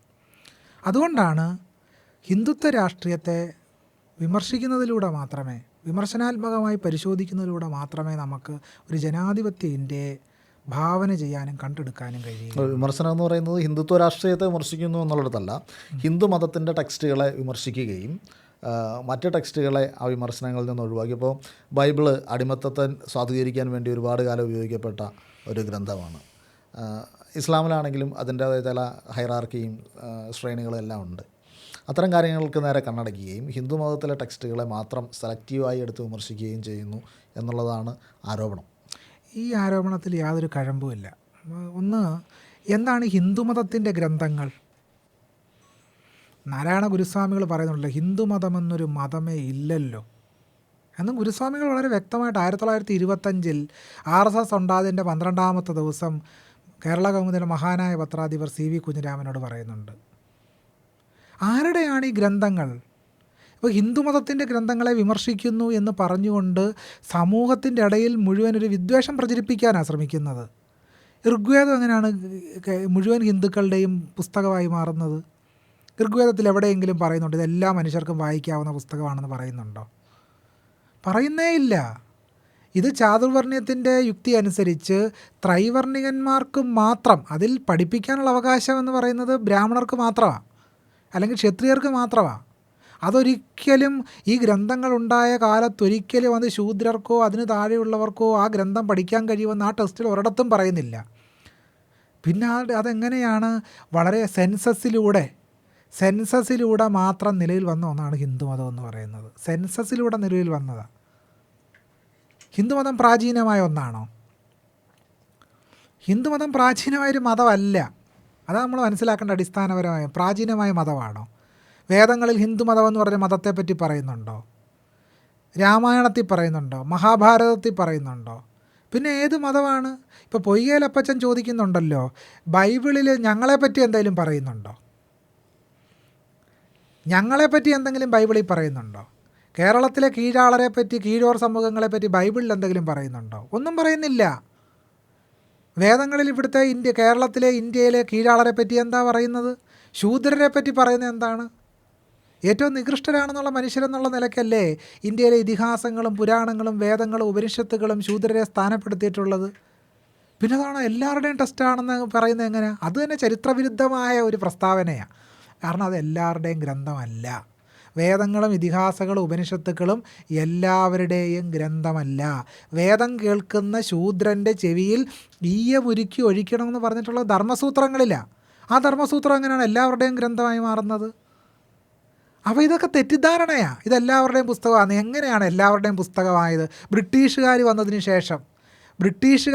ശേഷം ഇന്ത്യയിലെ ബ്രാഹ്മണർക്ക് പോലും ഇതെല്ലാവരുടെയും പുസ്തകം, അത് ഞങ്ങളുടെ പുസ്തകമാണെന്ന് അറിയത്തില്ലായിരുന്നു. മനുസ്മൃതി എങ്ങനെയാണ് ബ്രിട്ടീഷുകാർ കണ്ടെടുത്തത്? കുറേ ബ്രാഹ്മണന്മാരുടെ സംഘം വിളിച്ചു കൂട്ടിയിട്ടാണ് ജന്തു ലോസ് തന്നെ ബ്രിട്ടീഷുകാരുണ്ടാക്കിയത്, യാജ്ഞവൽക്യ സ്മൃതി ഉണ്ടാക്കിയത്. അങ്ങനെയാണിത്. ഇതൊരു കൊളോണിയൽ ഉൽപ്പന്നം കൂടാ. ഹിന്ദുമതം എന്ന് പറഞ്ഞൊരു കൊളോണിയൽ ഉൽപ്പന്നമാണ്. ഇന്ത്യയിലെ ബഹുഭൂരിഭാഗം വരുന്ന അവർണ ജനവിഭാഗങ്ങളെ അടിച്ചമർത്താൻ വേണ്ടി ഇന്ത്യയിലെ വരേണ്യ ഒളിഗാർക്ക് സൃഷ്ടിച്ചെടുത്ത ഒന്നിൻ്റെ പേരാണ് ഹിന്ദുമതം. എല്ലാവരുടെയും മതമല്ല, അവർണരുടേതല്ല, അവർണ മതമല്ല. അതുകൊണ്ടാണ് ഗുരുസ്വാമികൾ ഒരിക്കലും ഹിന്ദുമതം എന്ന് പറയുന്ന ഐഡൻറ്റിറ്റി ഗുരുസ്വാമികൾ ഒരിക്കലും അംഗീകരിച്ചിട്ടേ ഇല്ല. സഹോദരൻ അയ്യപ്പൻ പറയുന്നുണ്ട്, വർണ്ണാശ്രമധർമ്മം, അതിൻ്റെ പേരാണ് ഹിന്ദുമതം. വർണ്ണാശ്രമധർമ്മത്തിൻ്റെ മറ്റൊരു പേര് മാത്രമാണ് ഹിന്ദുമതം. സഹോദരൻ അയ്യപ്പൻ പറയുന്നുണ്ട്, മാനത്തെ നോക്കുകിലും ആദായം നോക്കുകിലും മാനമുള്ളവർ പേറുമോ ഹിന്ദുത്വത്തെ. ആദ്യമായിട്ട് ഹിന്ദുത്വം എന്നുള്ള വാക്ക് മലയാളത്തിൽ ഉപയോഗിക്കുന്ന സഹോദരൻ അയ്യപ്പനാണ് ഇത് പറയുന്നത്. ബുക്കുകൾക്കും പൂർവികർക്കും ഒക്കെ നമ്മൾ നമ്മുടെ ജീവിതം ബലിയർപ്പിക്കണോ, അതിൻ്റെ മുമ്പിൽ നമസ്കരിക്കണമെന്ന് അയ്യപ്പൻ ചോദിക്കുന്നുണ്ട്. അയ്യപ്പൻ അപ്പോൾ ഹിന്ദു വിരോധി എന്നുള്ള നിലയ്ക്ക് അയ്യപ്പനെ സ്ഥാനപ്പെടുത്തേണ്ടി വരുമല്ലോ. സഹോദരർ തമ്മിലൊരു പോരല്ല എന്ന് വള്ളത്തോൾ എഴുതി. കുമാരനാശാൻ പറയുന്നത് അങ്ങനെയല്ല. എന്തിനു ഭാരത തരേ കരയുന്നു, ഇത് നിൻ്റെ വിധിയാണ് എന്ന ആശാൻ പറയുന്നത്. ഇതാണ് ആശാൻ്റെ പൊസിഷനും വള്ളത്തോളിൻ്റെ പൊസിഷനും രണ്ടും രണ്ടാ. വള്ളത്തോളൊരു മേനോനാ, ആശാനൊരു ഈഴവനാ. ഈ വ്യത്യാസമുണ്ട്. ഞാൻ പറഞ്ഞു വരുന്നത്, ഇന്ത്യയിലെ ദളിതരെയും ആദിവാസികളെയും പിന്നോക്കക്കാരെയും ബഹുജനങ്ങളെയും കീഴാളരാക്കുന്ന മതം ഏതാണ്? കീഴാളരാക്കുന്ന പ്രത്യയശാസ്ത്രം ഏതാണ്? ഇസ്ലാം മതത്തിൻ്റെ പ്രത്യയശാസ്ത്രമാണോ അതോ ക്രിസ്തു മതത്തിൻ്റെ പ്രത്യയശാസ്ത്രമാണോ ഇന്ത്യയിലെ ദളിതരെയും ആദിവാസികളെയും കീഴാളരാക്കുന്നത്? ആ പ്രത്യയശാസ്ത്രത്തിനൊരു ബ്രാഹ്മണ്യം എന്നാണ്. കേരളത്തിലേക്ക് വന്ന ബ്രിട്ടീഷ് മിഷണറിമാർ ആദ്യകാലത്ത് കേരളത്തിലെ ദളിതരെയും പിന്നോക്കക്കാരെ ഉയർത്താനുള്ള ശ്രമങ്ങൾ നടത്തിയെങ്കിലും ചില മിഷനറിമാർ ദളിതരെ കൊണ്ട് പ്രതിജ്ഞ എടുപ്പിച്ചത് നിങ്ങൾ ക്രിസ്തുമതത്തിലേക്ക് മാറിയാലും നിങ്ങൾ നിങ്ങളുടെ ജാതിയിൽ തന്നെ തുടരുമെന്ന് അവരെ കൊണ്ട് പ്രതിജ്ഞ ചെയ്യിപ്പിച്ചു. അതെവിടെ നിന്ന് വന്നു? യൂറോപ്പിൽ നിന്ന് വന്നോ? അതോ അങ്ങനെ ഒരു കാര്യം ബൈബിളിൽ ഉണ്ടായിരുന്നോ? ആ പ്രത്യയശാസ്ത്രത്തിന് ഉൽപ്പത്തി കേന്ദ്രം ഇന്ത്യ, ജാതി വ്യവസ്ഥയാണ്. നോക്കൂ, ഈ മുസ്ലിങ്ങൾക്കിടയിൽ തന്നെ ഒരുപാട് ജാതികളുണ്ടല്ലോ. കേരളത്തിൽ, ഇന്ത്യയിൽ തന്നെ വ്യത്യസ്ത ജാതികളുണ്ടല്ലോ. അഷ്റഫ് മുസ്ലിങ്ങളുണ്ട്, അജ്ലഫ് മുസ്ലിങ്ങളുണ്ട്. പസ്മന്ത മുസ്ലിങ്ങളെ ഏറ്റവും മോശക്കാരായിട്ടാണ് ഇന്ത്യയിൽ കണക്കാക്കുന്നത്, വരേണ്യ മുസ്ലിങ്ങൾ. എന്തുകൊണ്ടാണ് പസ്മന്ത മുസ്ലിങ്ങൾ ഏറ്റവും അധകൃതരാക്കപ്പെട്ടത്? പസ്മന്ത മുസ്ലിങ്ങൾ അടിസ്ഥാന ജനവിഭാഗത്തിൽ നിന്ന് മതം മാറിയ മുസ്ലിങ്ങളായതുകൊണ്ടാണ്. അതുകൊണ്ടാണ് പൊയ്കയിലപ്പച്ചൻ പാടിയത്, ഹിന്ദുമതത്തിൻ പുറവഴിയെ ഞങ്ങൾ അനാഥരെപ്പോൾ സഞ്ചരിച്ചു. ഹിന്ദുമതത്തിൻ പുറവഴിയെ ഞങ്ങൾ അനാഥരെപ്പോൾ സഞ്ചരിച്ചു. അപ്പം പൊയ്കയിലപ്പച്ചനെ ഹിന്ദു വിരോധിയാക്കുമോ? അങ്ങനെയാണ് എന്നെക്കാളും മുമ്പേ ഹിന്ദു വിരോധിയാക്കേണ്ട പൊയ്കയിലപ്പച്ചനെയാണ്. ഞാനീ പറയുന്നതിന് നൂറ്റാണ്ടുകൾക്ക് മുമ്പ് പൊയ്കയിലപ്പച്ചൻ പറഞ്ഞു, ഹിന്ദുമതത്തിൻ പുറവഴിയെ ഞങ്ങൾ അനാഥരെപ്പോൾ സഞ്ചരിച്ചു, ക്രിസ്തുമതത്തിൻ പുറവഴിയെ ഞങ്ങൾ അനാഥരെപ്പോൾ സഞ്ചരിച്ചു. ഹിന്ദുമതവും ഞങ്ങൾക്ക് അഭയം നൽകിയില്ല, ക്രിസ്തുമതവും ഞങ്ങൾക്ക് അഭയം നൽകിയില്ല എന്ന് പൊയ്കയിലപ്പച്ചൻ പറയുന്നുണ്ട്. തന്നെയല്ല, കരുണാവാൻ നബി മുത്തുരത്നം എന്ന് പറഞ്ഞത് ഞാനല്ല, നാരായണ ഗുരുസ്വാമികളാണ് പറഞ്ഞത്. ആ പറഞ്ഞ കോണ്ടസ്റ്റ് വളരെ പ്രധാനമാണ്. ഇന്ത്യയിൽ മതങ്ങൾ തമ്മിൽ വലിയ കലഹം നടക്കുന്ന ഒരു കാലത്താണ് നാരായണ ഗുരുസ്വാമികൾ എന്ത് പറയുന്നത്? കരുണാവാൻ നബി മുത്തുരത്നം. കലഹം ഒഴിവാക്കാൻ വേണ്ടിയാണ് പറയുന്നത്. അതൊരു പ്രത്യേക കോണ്ടസ്റ്റിൽ പറയുന്നൊരു കാര്യമാണ്. മതങ്ങൾ തമ്മിൽ കലഹം പാടില്ല, വിദ്വേഷം പാടില്ല എന്നാണ് നാരായണ ഗുരുസ്വാമി പറഞ്ഞത്. ഇനിയും വേറൊരു കാര്യം, നബിയെപ്പറ്റി പ്രധാനപ്പെട്ട 2 കവിതകൾ എഴുതിയിട്ടുണ്ട് പണ്ഡിറ്റ് കറുപ്പൻ. അപ്പോൾ പണ്ഡിറ്റ് കറുപ്പനെ എന്താ വിളിക്കേണ്ടത്? അദ്ദേഹത്തെ ജിഹാദി എന്ന് വിളിക്കണോ? അല്ല, ഇന്നത്തെ നിലയ്ക്കാണെങ്കിൽ ഈ പറയുന്ന കൃതികളൊക്കെ കരുണാവാൻ നബി മുത്തുരത്നം എന്ന് എഴുതിയ ആളും നബിയെപ്പറ്റി കവിത എഴുതിയ ആളുകളെയൊക്കെ ഇന്നത്തെ നിലയ്ക്ക് ജിഹാദി എന്ന് സ്ഥാനപ്പെടുത്തിയേനെ. അറ്റ്ലീസ്റ്റ് ജമാഅത്തെ ഇസ്ലാമിയുടെ പേരോളുള്ള ഒരാളാണെന്നെങ്കിൽ അപ്പോൾ തീർച്ചയായും കരുണാവാൻ നബി മുത്തുരത്നം എന്ന് എഴുതിയ ആളെ ജമാഅത്തെ ഇസ്ലാമിയുടെ പേരോളാണെന്ന് പറഞ്ഞേനെ. അത് കേൾക്കേണ്ടി വന്നേനെ അത് എഴുതിയ ആൾക്ക്. ഞാൻ എന്തുകൊണ്ട് ഇതിനെ വിമർശിക്കുന്നു എന്ന് ചോദിച്ചാൽ, എന്നെ കീഴാളനാക്കുന്ന പ്രത്യയശാസ്ത്രം ഇതായതുകൊണ്ടാണ് ഞാനിതിനെ വിമർശിക്കുന്നത്. ഇതാണ് സുവ്യക്തമായ മറുപടി. എന്നെ, എൻ്റെ സമുദായത്തെ, എൻ്റെ ജനതയെ കീഴാളനാക്കുന്നു ഈ പ്രത്യയശാസ്ത്രം. അടിമപ്പെടുത്തുന്നു, പഴിചാരുന്നു. അതുകൊണ്ട് ആ പ്രത്യയശാസ്ത്രം സംവഹിക്കുന്ന ഗ്രന്ഥപാഠങ്ങളെ നമ്മൾ വിമർശിക്കുക തന്നെ ചെയ്യും. ഇനി രണ്ടാമത്തെ കാര്യം, ഇതിന് ഈ ചോദ്യത്തിൽ പല ചോദ്യങ്ങൾ ഉള്ളടങ്ങിയിരിക്കുന്നു. അതിലെ ഒരു പ്രധാനപ്പെട്ട ചോദ്യം എന്ന് പറയുന്നത് ഈ ഹോർത്തൂസിലെ സംവാദവുമായി ബന്ധപ്പെട്ട് ഉയർന്നു വന്ന ചില കാര്യങ്ങളാണ്. അത് ഡോക്ടർ ശ്യാംകുമാർ ഹിന്ദുമതത്തെ ആക്രമിക്കുന്നു. അതിന് ഞാൻ മറുപടി പറഞ്ഞു കഴിഞ്ഞു, എങ്കിലും കുറച്ച് വിശദമാക്കേണ്ടത്, ഇസ്ലാം മതത്തെ പറ്റി ഒന്നും പറയുന്നില്ല, ബൈബിളിനെ പറ്റി ഒന്നും പറയുന്നില്ല. Doctor BR. അംബേദ്കർ ഇസ്ലാം മതത്തെ വിമർശിച്ചിരുന്നു. നമ്മൾ മനസ്സിലാക്കേണ്ട ഒരു കാര്യം, ഡോക്ടർ ബി.ആർ. അംബേദ്കർ മതത്തെ അല്ല വിമർശിക്കുന്നത്. അംബേദ്കർ ഒരു മതവിമർശകനല്ല. ഇതൊരു മതവിമർശനമായിട്ടാണ് നമ്മൾ ചുരുക്കി കാണുകയും അംബേദ്കർ ഒരു മതവിമർശകനായിട്ട് സ്ഥാനപ്പെടുത്തുകയും ചെയ്യുന്നത് ചരിത്രവിരുദ്ധമാണ്. അംബേദ്കർ ജാതിയെ വിമർശിക്കുന്നത്, ഹിന്ദുമതത്തെ അല്ല. ഹിന്ദുമതം ജാതികളുടെ ഒരു കൂട്ടം മാത്രമാണെന്ന് അനിഹിലേഷൻ ഓഫ് കാസ്റ്റിൽ അംബേദ്കർ പറഞ്ഞിട്ടുണ്ട്. ഹിന്ദുമതം ജാതികളുടെ ഒരു കൂട്ടമാണ്. ആ ജാതികളുടെ കൂട്ടം ഇല്ലാതായ പിന്നെ ഹിന്ദുമതം ഇല്ലെന്നാണ് അംബേദ്കർ പറയുന്നത്. ഇതാണ് അംബേദ്കർ ഉയർത്തുന്ന പ്രധാനപ്പെട്ട പ്രശ്നം. അംബേദ്കർ പറയുന്നൊരു കാര്യമുണ്ട്, മുസ്ലിങ്ങളെ പറ്റിയാണ് അംബേദ്കർ പറയുന്നത്. അംബേദ്കർ പറയുന്നത് മുസ്ലിങ്ങൾക്കിടയിലുള്ള സാഹോദര്യം എന്ന് പറയുന്നത് അത് അവർക്കിടയിൽ മാത്രമുള്ള സാഹോദര്യമാണ്, മുസ്ലിങ്ങൾ തമ്മിലുള്ള സാഹോദര്യമാണ്. അവർക്ക് ആ സാഹോദര്യം മറ്റിടങ്ങളിലേക്ക് മറ്റു മനുഷ്യരുമായിട്ട് പങ്കുവെക്കാൻ കഴിയുന്നില്ല എന്ന വിമർശനം അംബേദ്കർ ഉന്നയിക്കുന്നുണ്ട്, പലയിടത്തായിട്ട് പറയുന്നുണ്ട്. പക്ഷേ നമ്മൾ മനസ്സിലാക്കേണ്ട കാര്യം, ഇന്നെന്തിനാണ് ചില സവർക്കറൈറ്റ് യുക്തിവാദികൾ, സവർക്കറൈറ്റ് നാസ്തികന്മാർ, യുക്തിവാദികളല്ല, സവർക്കറൈസ്റ്റ് നാസ്തികന്മാർ എന്തിനാണ് ഇസ്ലാമിനെ മുൻനിർത്തി വിമർശനം അഴിച്ചുവിടുന്നത്? അവരുടേത് വിമർശനമല്ല കേട്ടോ, അവരുടേത് മതവിമർശനം പോലും അല്ല. അവർ മുസ്ലിങ്ങളെ മുൻനിർത്തി ഇന്നത്തെ ഹിന്ദുത്വ രാഷ്ട്രീയ കാലഘട്ടത്തിൽ മുസ്ലിം അപരവൽക്കരണത്തിന് ആക്കം കൂട്ടുക മാത്രമാണ് ചെയ്യുന്നത്. നോക്കൂ, എന്നോട് പറയുന്നത് താങ്കൾ ഖുറാനെ വിമർശിക്കൂ. ചില നിരന്തരം എനിക്ക് ഫേസ്ബുക്കിൽ തന്നെ കമൻറ്റ് കാണാം, താങ്കൾ എന്തുകൊണ്ട് ഖുറാനെ വിമർശിക്കുന്നില്ല? ഇവിടെ ഈ ജബ്ബാർ മാഷുണ്ട്, എത്രയോ ആളുകൾ വർഷങ്ങളായിട്ട് ആ പരിപാടി വളരെ സമഗ്രമായി ആധികാരികമായി വളരെ ആഴത്തിൽ ഖുറാൻ പഠിച്ച അറബി പഠിച്ച ആളുകൾ അത് ചെയ്തുകൊണ്ടിരിക്കുന്നില്ലേ? അവരത് ചെയ്താൽ പോരെ? എനിക്കറിയാവുന്ന പണിയല്ലേ ഞാൻ ചെയ്യേണ്ടത്? ഞാൻ ആഴത്തിൽ പഠിച്ച വിഷയത്തെ സംബന്ധിച്ചല്ലേ ഞാൻ സംസാരിക്കേണ്ടത്? അവിടെ ഉണ്ടാകുന്ന പ്രശ്നത്തെ സംബന്ധിച്ച് എനിക്ക് ബോധ്യമുണ്ട്. ആ വിഷയത്തെ സംബന്ധിച്ച് അതാത് സന്ദർഭങ്ങളിൽ ഇടപെട്ടിട്ടുണ്ട്. ഇപ്പോൾ ഒരു ഉദാഹരണം മാത്രം ഞാൻ പറയാം.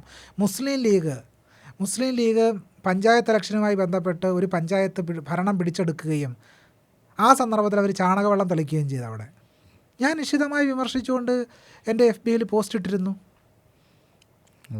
ചെയ്തിരുന്നു. തന്നെയല്ല, ഈ പറയുന്ന ബൈബിളിനെ സംബന്ധിച്ചും ഖുറാനെ സംബന്ധിച്ചൊക്കെ വളരെ കൃത്യമായ പൊസിഷനുള്ള ആളാണ് ഞാൻ. കൃത്യമായ പൊസിഷനുണ്ട്. ഒരിക്കലും ഈ ഗ്രന്ഥപാഠങ്ങളെ മുൻനിർത്തിയുള്ള ഒരു മതരാഷ്ട്ര സങ്കല്പമല്ല ഉയർന്നു വരേണ്ടത്, സംശയരഹിതമായിട്ട്. ഞാനതിൻ്റെ വക്താവും പ്രോക്താവും അല്ല. ഞാൻ നിലനിൽക്കുന്നത് ഇന്ത്യയിലെ മുസ്ലിം അപരവൽക്കരണം എന്ന് പറയുന്ന വിഷയത്തെപ്പറ്റി മാത്രമാണ്. മുസ്ലിം അപരവൽക്കരണം, ആ അപരവൽക്കരണത്തിനെതിരെയാണ് ഞാൻ സംസാരിക്കുന്നത്. അതിനകത്ത് ഏതെങ്കിലും അവരുടെ ഖുറാനെയോ അല്ലെങ്കിൽ നബിയുടെ ഏതെങ്കിലും ചെയ്തികളെയോ വൈറ്റ് വാഷ് ചെയ്യുന്ന എന്തെങ്കിലും ഒരു വരി അവരെടുത്തുകൊണ്ട് വരട്ടെ. ഞാൻ ഇതുവരെ അത് ചെയ്തിട്ടില്ല. ചെയ്തിട്ടുണ്ടെങ്കിൽ പറയണമല്ലോ അവർ. മറ്റൊരു പ്രധാനപ്പെട്ട ഒരു വിമർശനം പലപ്പോഴും ഉയർന്നു വരാറുള്ളത്, ഇപ്പോൾ പൊളിറ്റിക്കൽ രാമനെ നമ്മൾ നേരിടുകയാണ്. ഇപ്പോൾ രാമനെന്ന് പറയുന്നത് ഇന്ത്യയിലെ ബഹുഭൂരിപക്ഷം വരുന്ന ആളുകളും ദൈവമായിട്ട് ആരാധിക്കുകയും അവരുടെ ഒരു വികാരത്തിൻ്റെയും വിചാരങ്ങളുടെയും എല്ലാം ഭാഗമായ ഒരു സംഗതിയാണ്. അപ്പോൾ ഇങ്ങനെ അഗ്രസീവായിട്ടുള്ളൊരു രാമൻ മാത്രമല്ല, മറ്റുള്ളവരോട് ദയയും കരുണയും സഹോദര്യവും എല്ലാം പുലർത്തുന്ന മറ്റൊരു രാമനും കൂടിയുണ്ട് എന്ന് പറയുകയല്ലേ ഈ രാമനെ വേണ്ട എന്ന് പറയുന്നതിനേക്കാളും എളുപ്പം എന്നൊരു ചോദ്യമല്ലേ? നാരായണ ഗുരുസ്വാമികൾ ഇതിന് വളരെ കൃത്യമായ മറുപടി വളരെ മുമ്പ് തന്നെ നൽകിയിട്ടുണ്ടല്ലോ.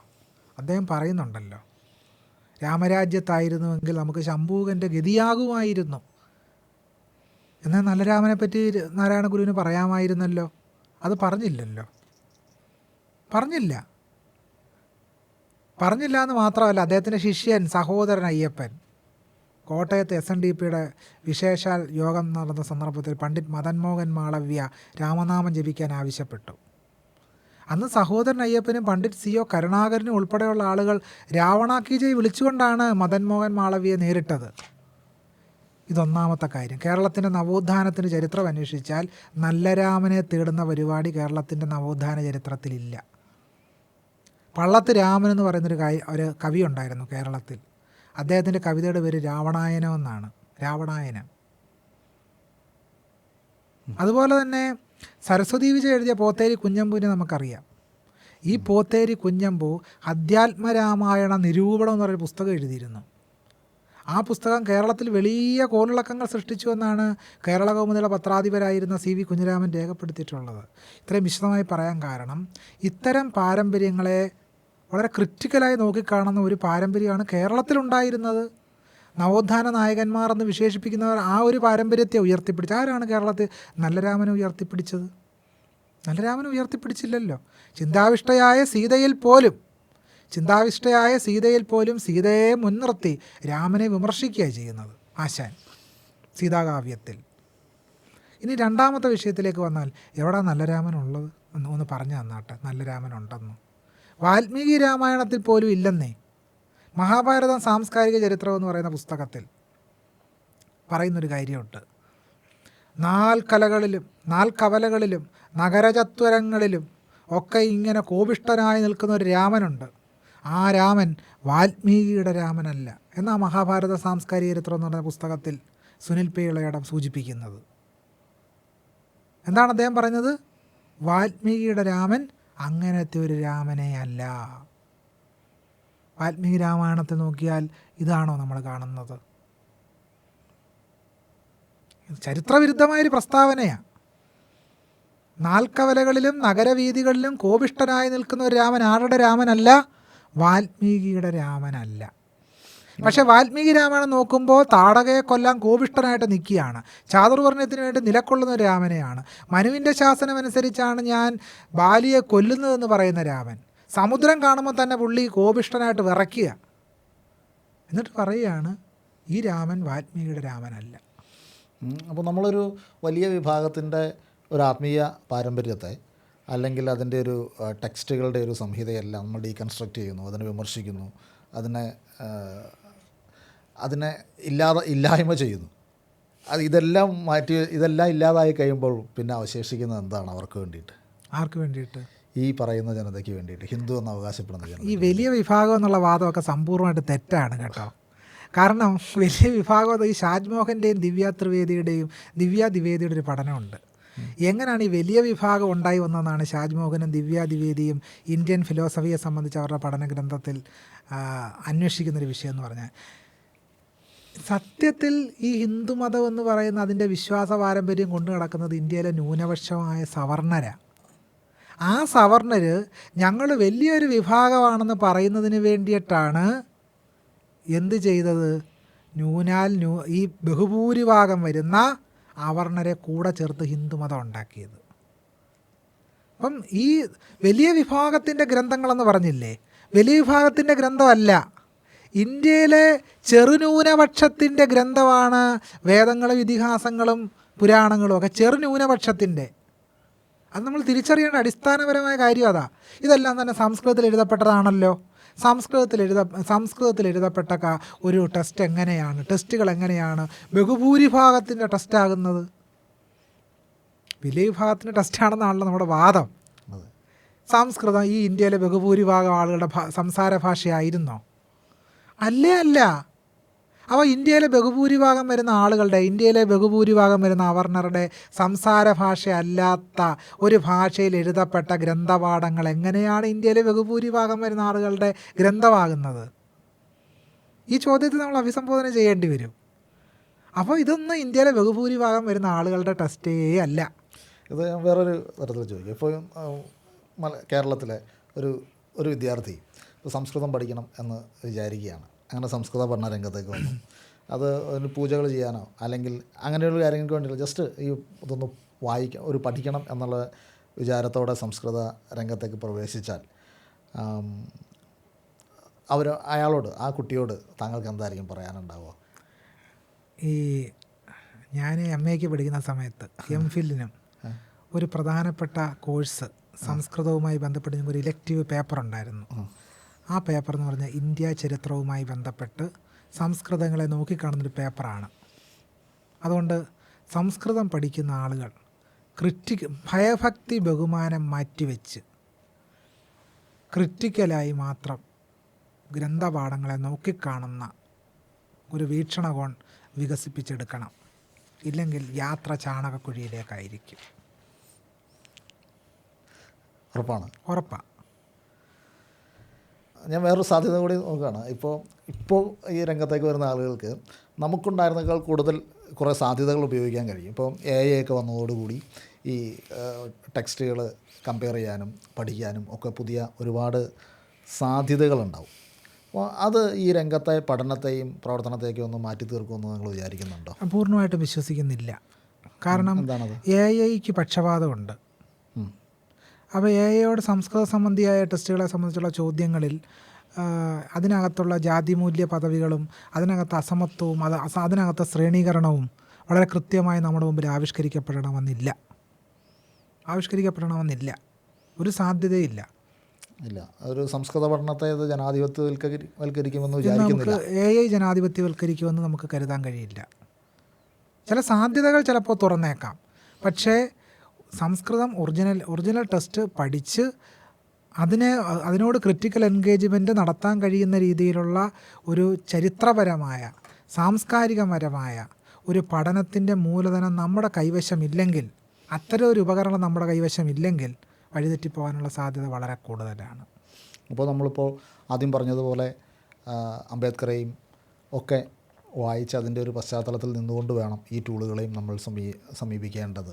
എന്ന് നമുക്ക് വിചാരിക്കാം. തീർച്ചയായിട്ടും അവിടെയും ഇതിനോടുള്ള ഒരു പ്രതിരോധം, ഇപ്പോൾ ഈ AI-യുടെ ബയാസുകളെ അതിജീവിക്കുന്നതിനുള്ള ഒരു പ്രതിരോധം, ഒരു ഫ്രെയിംവർക്ക് നമ്മൾ കണ്ടെത്തിയതിന് ശേഷമേ ആ രംഗം ഉപയോഗിക്കാൻ പാടുള്ളൂ എന്നാണ്. അങ്ങനല്ല, അത് തീർച്ചയായിട്ടും ഉപയോഗിക്കാം.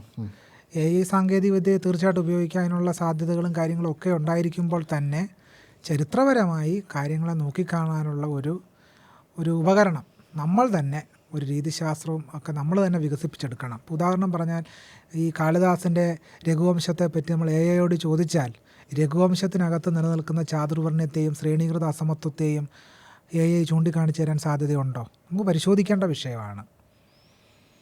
ഒരു വേള അത് നമ്മുടെ മുമ്പിൽ അവതരിപ്പിക്കപ്പെടണമെന്നില്ല. ഇല്ല. അതുപോലെ തന്നെ ഇപ്പോൾ അംബേദ്കറേയും ആദിശങ്കരനെയും ഒരുമിച്ച് കമ്പയർ ചെയ്യണമെന്ന് പറഞ്ഞാൽ അത് ഒരു രസകരമായൊരു ചോദ്യം. ഇപ്പോൾ ഇങ്ങനെ നമ്മൾ സംസാരിച്ചുകൊണ്ടാണ്. ഇപ്പോൾ അംബേദ്കറും ശങ്കരാചാര്യരെയും ഒരു റൂമിൽ ഇങ്ങനെ നമ്മൾ ഇരിക്കുന്ന പോലെ ഇരുത്തിയാൽ ഇന്നത്തെ കാലത്ത് അവർ തമ്മിലുള്ള ഡിസഗ്രിമെൻസ് എല്ലാം അവർക്ക് അറിയാവുന്ന ഒരു സന്ദർഭത്തിൽ ഇങ്ങനെ ഇരുന്നാൽ അവരെന്തായിരിക്കും സംസാരിക്കുക? അവർ തമ്മിലുള്ളൊരു ഏതെങ്കിലും മേഖലയിൽ അവർ യോജിപ്പ് കണ്ടെത്താൻ സാധ്യതയുണ്ടാവും? യോജിപ്പിനുള്ള ഒരു സാധ്യതയില്ലല്ലോ. ഏത് മേഖലയിലാണ് യോജിക്കാൻ കഴിയുക? അദ്വൈതം എന്ന് പറയുന്ന സങ്കല്പം എല്ലാം ഒന്നാണെന്നുള്ളൊരു സങ്കല്പത്തിൻ്റെ ഇതാണെന്നാണ് അദ്വൈതം എന്ന് പറയുന്നത്. അത് വെറും ഒരു മിഥ്യാവാദം മാത്രമാണെന്നേ, ഒരു മിഥ്യാവാദം മാത്രമാണ്. ശങ്കരൻ എഴുതിയ അദ്ദേഹത്തിൻ്റെ ബ്രഹ്മസൂത്ര ഭാഷ്യം, ഭഗവത്ഗീതാ ഭാഷ്യം, അതുപോലെ തന്നെ മറ്റ് അദ്ദേഹത്തിൻ്റെ പ്രധാനപ്പെട്ട ഭാഷ്യങ്ങളെല്ലാം പരിശോധിച്ചാൽ അതിലെവിടെയാണ് അദ്ദേഹം സമത്വത്തെ ഉയർത്തിപ്പിടിക്കുന്നത്? ബ്രഹ്മസൂത്ര ഭാഷ്യത്തിലല്ലേ ശങ്കരാചാര്യർ പറയുന്നത്, ഞാൻ മുമ്പ് സൂചിപ്പിച്ചതുപോലെ ശൂദ്രൻ സഞ്ചരിക്കുന്ന പട്ടടയാണെന്ന്? എവിടെ അദ്വൈതം? സ്ത്രീകളും വൈശ്യരും ശൂദ്രരും പാപയോനികളാണെന്ന് പറഞ്ഞ ശങ്കരന് എവിടെ അദ്വൈതം? സാക്ഷാൽ വിഷ്ണു അവതരിക്കുന്നത് ബ്രാഹ്മണ്യത്തെ സംരക്ഷിക്കാനാണെന്നാണ് ശങ്കരാചാര്യർ ഭഗവത്ഗീതയുടെ ആമുഖത്തിൽ തന്നെ പറഞ്ഞിട്ടുള്ളത്. പിന്നെ എവിടെ അദ്വൈതം? ചാതുർവർണ്ണ്യം മയാ സൃഷ്ടം ഗുണകർമ്മ വിഭാഗശ എന്ന് പറയുന്ന ഗീതയെ വ്യാഖ്യാനിച്ച ശങ്കരനിൽ എവിടെ അദ്വൈതം? അപ്പം അദ്വൈതം എന്ന് പറയുന്നത് തന്നെ ഇപ്പം രണ്ടില്ല എന്ന് പറയുമല്ലോ. രണ്ടില്ല എന്ന് പറയുന്നതിന് എല്ലാം ഒന്നാണെന്ന് പറഞ്ഞു കഴിഞ്ഞാൽ പിന്നെ എൻ്റെ മുമ്പിലിരിക്കുന്ന ആൾക്കൊരു പ്രശ്നവും ഇല്ല, പിന്നെ ഞാൻ കണ്ണടച്ചിരുന്നാൽ മാത്രം മതിയല്ലോ. ഈ ലോകത്തെ ബാധിക്കുന്ന, മറ്റു മനുഷ്യരെ ബാധിക്കുന്ന പ്രശ്നങ്ങളില്ല, ജാതി സംബന്ധമായ അസമത്വം, ഇതിനൊന്നും നമ്മൾ അഭിസംബോധന ചെയ്യേണ്ടതില്ല. ഞാൻ ആത്മാവാണെന്നങ്ങ് തിരിച്ചറിഞ്ഞിരുന്നാൽ മതി. യഥാർത്ഥത്തിൽ ഈ സങ്കല്പം ഇന്ത്യയിലെ ശാസ്ത്ര വിപ്ലവങ്ങളെ പിന്നോട്ടടിച്ചു എന്നുള്ളതാണ്. ഇന്ത്യയിലെ ശാസ്ത്ര വിപ്ലവങ്ങളെയും അസമത്വത്തിനെതിരായ സമരങ്ങളെയും പിന്നോട്ടടിച്ചതിൽ ഒന്നാം സ്ഥാനം അദ്വൈത സങ്കല്പത്തിന്. അതിലെ മായാവാദമാണ്. എല്ലാവരും ഒന്നാണെന്ന് പറഞ്ഞു കഴിഞ്ഞാൽ പിന്നെ ആരുടെയും പ്രശ്നങ്ങൾ നമുക്ക് അഭിസംബോധന ചെയ്യേണ്ടല്ലോ. എല്ലാം ഒന്നാണെന്ന് പറഞ്ഞിട്ട് നമുക്ക് മാറിയിരിക്കാൻ കഴിയുമോ? പ്രശ്നത്തിൽ ഇടപെടണ്ടേ? എല്ലാം ഒന്നാണെന്ന് പറയുന്ന സമൂഹത്തിലാണ് ഈ ജാതി വ്യവസ്ഥ നിലനിൽക്കുന്നത്. എന്തുകൊണ്ട് ജാതി വ്യവസ്ഥയെ ഇല്ലാതാക്കാൻ അദ്വൈതത്തിന്, സിദ്ധാന്തത്തിന് കഴിഞ്ഞില്ല? ആ സിദ്ധാന്തത്തിൻ്റെ കർത്താവിന് പോലും കഴിഞ്ഞില്ല. അദ്ദേഹം എഴുതി വച്ചിരിക്കുന്നത് മുഴുവൻ ജാതിയെ പറ്റിയാണ്. ജാതി മേൽക്കോയ്മവാദിയായിരുന്നു ശങ്കരാചാര്യർ. അതുകൊണ്ടാണ് കേരളത്തിൽ ശങ്കരൻ്റെ കോലം കത്തിച്ചത്. ശങ്കരൻ്റെ കോലം കേരളത്തിൽ കത്തിച്ചിട്ടുണ്ട്. മറുവശത്ത് ആധുനിക ഇന്ത്യയിൽ ജനാധിപത്യത്തെ തിയറൈസ് ചെയ്ത, അതിനൊരു പ്രായോഗിക രൂപം നൽകിയ ആളായിരുന്നു അംബേദ്കർ. അതെ. അപ്പോൾ ചാതുർവർണ്ണയത്തിൻ്റെ വക്താവും തന്നെയല്ല, അംബേദ്കർ പറയുന്ന ഏറ്റവും പ്രധാനപ്പെട്ടൊരു കാര്യമുണ്ടല്ലോ, ഏതൊരു യുക്തിയും നിഷേധിക്കുന്ന, ധാർമ്മികതയുടെ ഏതൊരു ഭാഗവും നിഷേധിക്കുന്ന വേദങ്ങളും ശാസ്ത്രങ്ങളും ഡൈനാമിറ്റ് വെച്ച് തകർക്കണമെന്നാണ് അംബേദ്കർ പറഞ്ഞത്. എന്നാൽ മാത്രമേ ഇന്ത്യ ജനാധിപത്യം വരുത്തുള്ളെന്നാണ്. വേറെ വഴിയില്ല, വേറെ ഒരു പോംവഴിയില്ല. നല്ല രാമനെ തേടിയതുകൊണ്ടോ, ഈ ഉപനിഷത്തുകളിൽ വിപ്ലവം തേടിയതുകൊണ്ടോ, ബ്രഹ്മൈസത്തിൽ ജനാധിപത്യത്തിൻ്റെ പ്രാഗ്രൂപം ഉണ്ടായിരുന്നു എന്നൊക്കെ പറഞ്ഞതുകൊണ്ടോ ഒന്നും ഒരു കാര്യവും ഇല്ല. അംബേദ്കർ പറഞ്ഞ കാര്യം വീണ്ടും നമ്മൾ പറയേണ്ടി വരും. ദൈവത്തിൻ്റെ മുമ്പിൽ എല്ലാവരും സമന്മാരാണ് എന്ന സിദ്ധാന്തത്തിൻ്റെ മുകളിലാണ് നിങ്ങൾ ജനാധിപത്യം കെട്ടിയുയർത്താൻ ശ്രമിക്കുന്നതെങ്കിൽ ആ ജനാധിപത്യം സമ്പൂർണ്ണമായി തകരും. പിന്നെ നമുക്ക് അവസാനിപ്പിക്കാം. അതിനു മുമ്പ് ഒരു ചോദ്യം കൂടി. ഒരുപാട് കാലം ഒരു പുരോഹിതനായും ഒരു പണ്ഡിതനായും വളരെ ശ്രദ്ധാപൂർവം സംസ്കൃത ഗ്രന്ഥങ്ങളെ പഠിക്കുകയും മനസ്സിലാക്കുകയും അതിനെ വിമർശിക്കുകയും പലതരത്തിൽ അതിനെ റീപ്രൊഡ്യൂസ് ചെയ്യുകയും ചെയ്തിട്ടുള്ള ഒരാളാണ്. ഇത്രയും കാലത്തെ താങ്കളുടെ എക്സ്പീരിയൻസിൽ നിന്ന് ഈ സംസ്കൃത ഗ്രന്ഥങ്ങളിൽ ഏതെങ്കിലും ഒരു ശ്ലോകം അല്ലെങ്കിൽ ഏതെങ്കിലും ഒരു ഭാഗം ആത്മാർത്ഥമായിട്ട് നമുക്ക് ഇത് വളരെ മനോഹരമാണെന്ന്, അല്ലെങ്കിൽ ഇത് നമ്മുടെ കാലഘട്ടത്തിൽ ഉയർത്തിപ്പിടിക്കേണ്ട ഒന്നാണെന്ന് തോന്നിയ ഏതെങ്കിലും ഒരു വരി, ഒരു വാചകം, ഒരു വാക്ക്? ഇപ്പം നമ്മൾ ഒരു കാര്യത്തെ വിലയിരുത്തേണ്ടത്, ഇപ്പോൾ സംസ്കൃതത്തിലെ ഗ്രന്ഥങ്ങളെയും അതിലെ ശ്ലോകങ്ങളെയും വിലയിരുത്തേണ്ടത് കേവലം ഒരു ശ്ലോകം എടുത്തു വെച്ച് നമുക്ക് മൂല്യപരമായി ചിലപ്പോൾ വ്യാഖ്യാനിക്കാൻ കഴിഞ്ഞേക്കാം. അസതോമാ സദ്ഗമയ, തമസോമാ ജ്യോതിർഗമയ, മൃത്യോർമാ അമൃതംഗമയ എന്നൊക്കെ നമുക്ക് വേണമെങ്കിൽ പറയാൻ കഴിഞ്ഞേക്കാം. അങ്ങനെ ധാരാളം ശ്ലോകങ്ങൾ നമുക്ക് ഉദ്ധരിക്കാൻ പറ്റിയേക്കാം. ആചാര്യാത് പാദമാദത്തെ പാദം ശുശ്യം സ്വമേധയ പാദം സബ്രഹ്മചാരിഭ്യ പാദം കാലക്രമേണ ച. ഒരു ശിഷ്യൻ ആചാര്യനിൽ നിന്ന് കുറച്ച് പഠിക്കുന്നു. ആചാര്യാത് പാദമാദത്തെ, കുറച്ച് കാര്യങ്ങൾ കുറച്ച് കാര്യങ്ങൾ ശിഷ്യൻ സ്വമേധയാ പഠിക്കുന്നു. സബ്രഹ്മചാരിഭ്യ, ബ്രഹ്മചാരികളിൽ നിന്ന് പഠിക്കുന്നു. നോക്കൂ, ഇത് കേൾക്കുമ്പോൾ നമ്മൾ വിചാരിക്കുക വളരെ ലളിതമായ വളരെ മനോഹരമായൊരു സങ്കല്പമാണെന്ന്. പക്ഷേ ഇത് ഫ്യൂഡൽ കാലഘട്ടത്തിലെ ഗുരുശിഷ്യ ബന്ധത്തെ ഊട്ടിയുറപ്പിക്കുന്ന ഗുരുകുല വിദ്യാഭ്യാസ സമ്പ്രദായത്തെ പറ്റി പറയുന്നത്. ഈ ഗുരുകുല വിദ്യാഭ്യാസ സമ്പ്രദായം അനുസരിച്ച് ഇന്ത്യയിലെ മുഴുവൻ ജനവിഭാഗങ്ങൾക്കും ഇന്ത്യയിൽ വിദ്യാഭ്യാസത്തിന് പ്രവേശനവും അനുവാദവും ഉണ്ടായിരുന്നില്ല എന്നുള്ള കാര്യം നമ്മൾ പലപ്പോഴും മറന്നുപോകും. നമ്മൾ അസതോമാ സദ്ഗമയ എന്ന് പറയും, തമസോമാ ജ്യോതിർഗമയ എന്ന് പറയും, മൃത്യോർമാ അമൃതം ഗമയ എന്ന് പറയും. പക്ഷേ ഈ പറയുന്ന ഉപനിഷത്തിൽ തന്നെയാണ് ചണ്ടാളന്മാരെ യാഗശാലയിൽ പ്രവേശിപ്പിക്കാൻ പാടില്ല എന്ന് പറയുന്നതും. ഇത് കോൺട്രഡിക്ഷനാണ്. ആരുടെ അസത്തിൽ നിന്ന് സത്തിലേക്കുള്ള സഞ്ചാരം?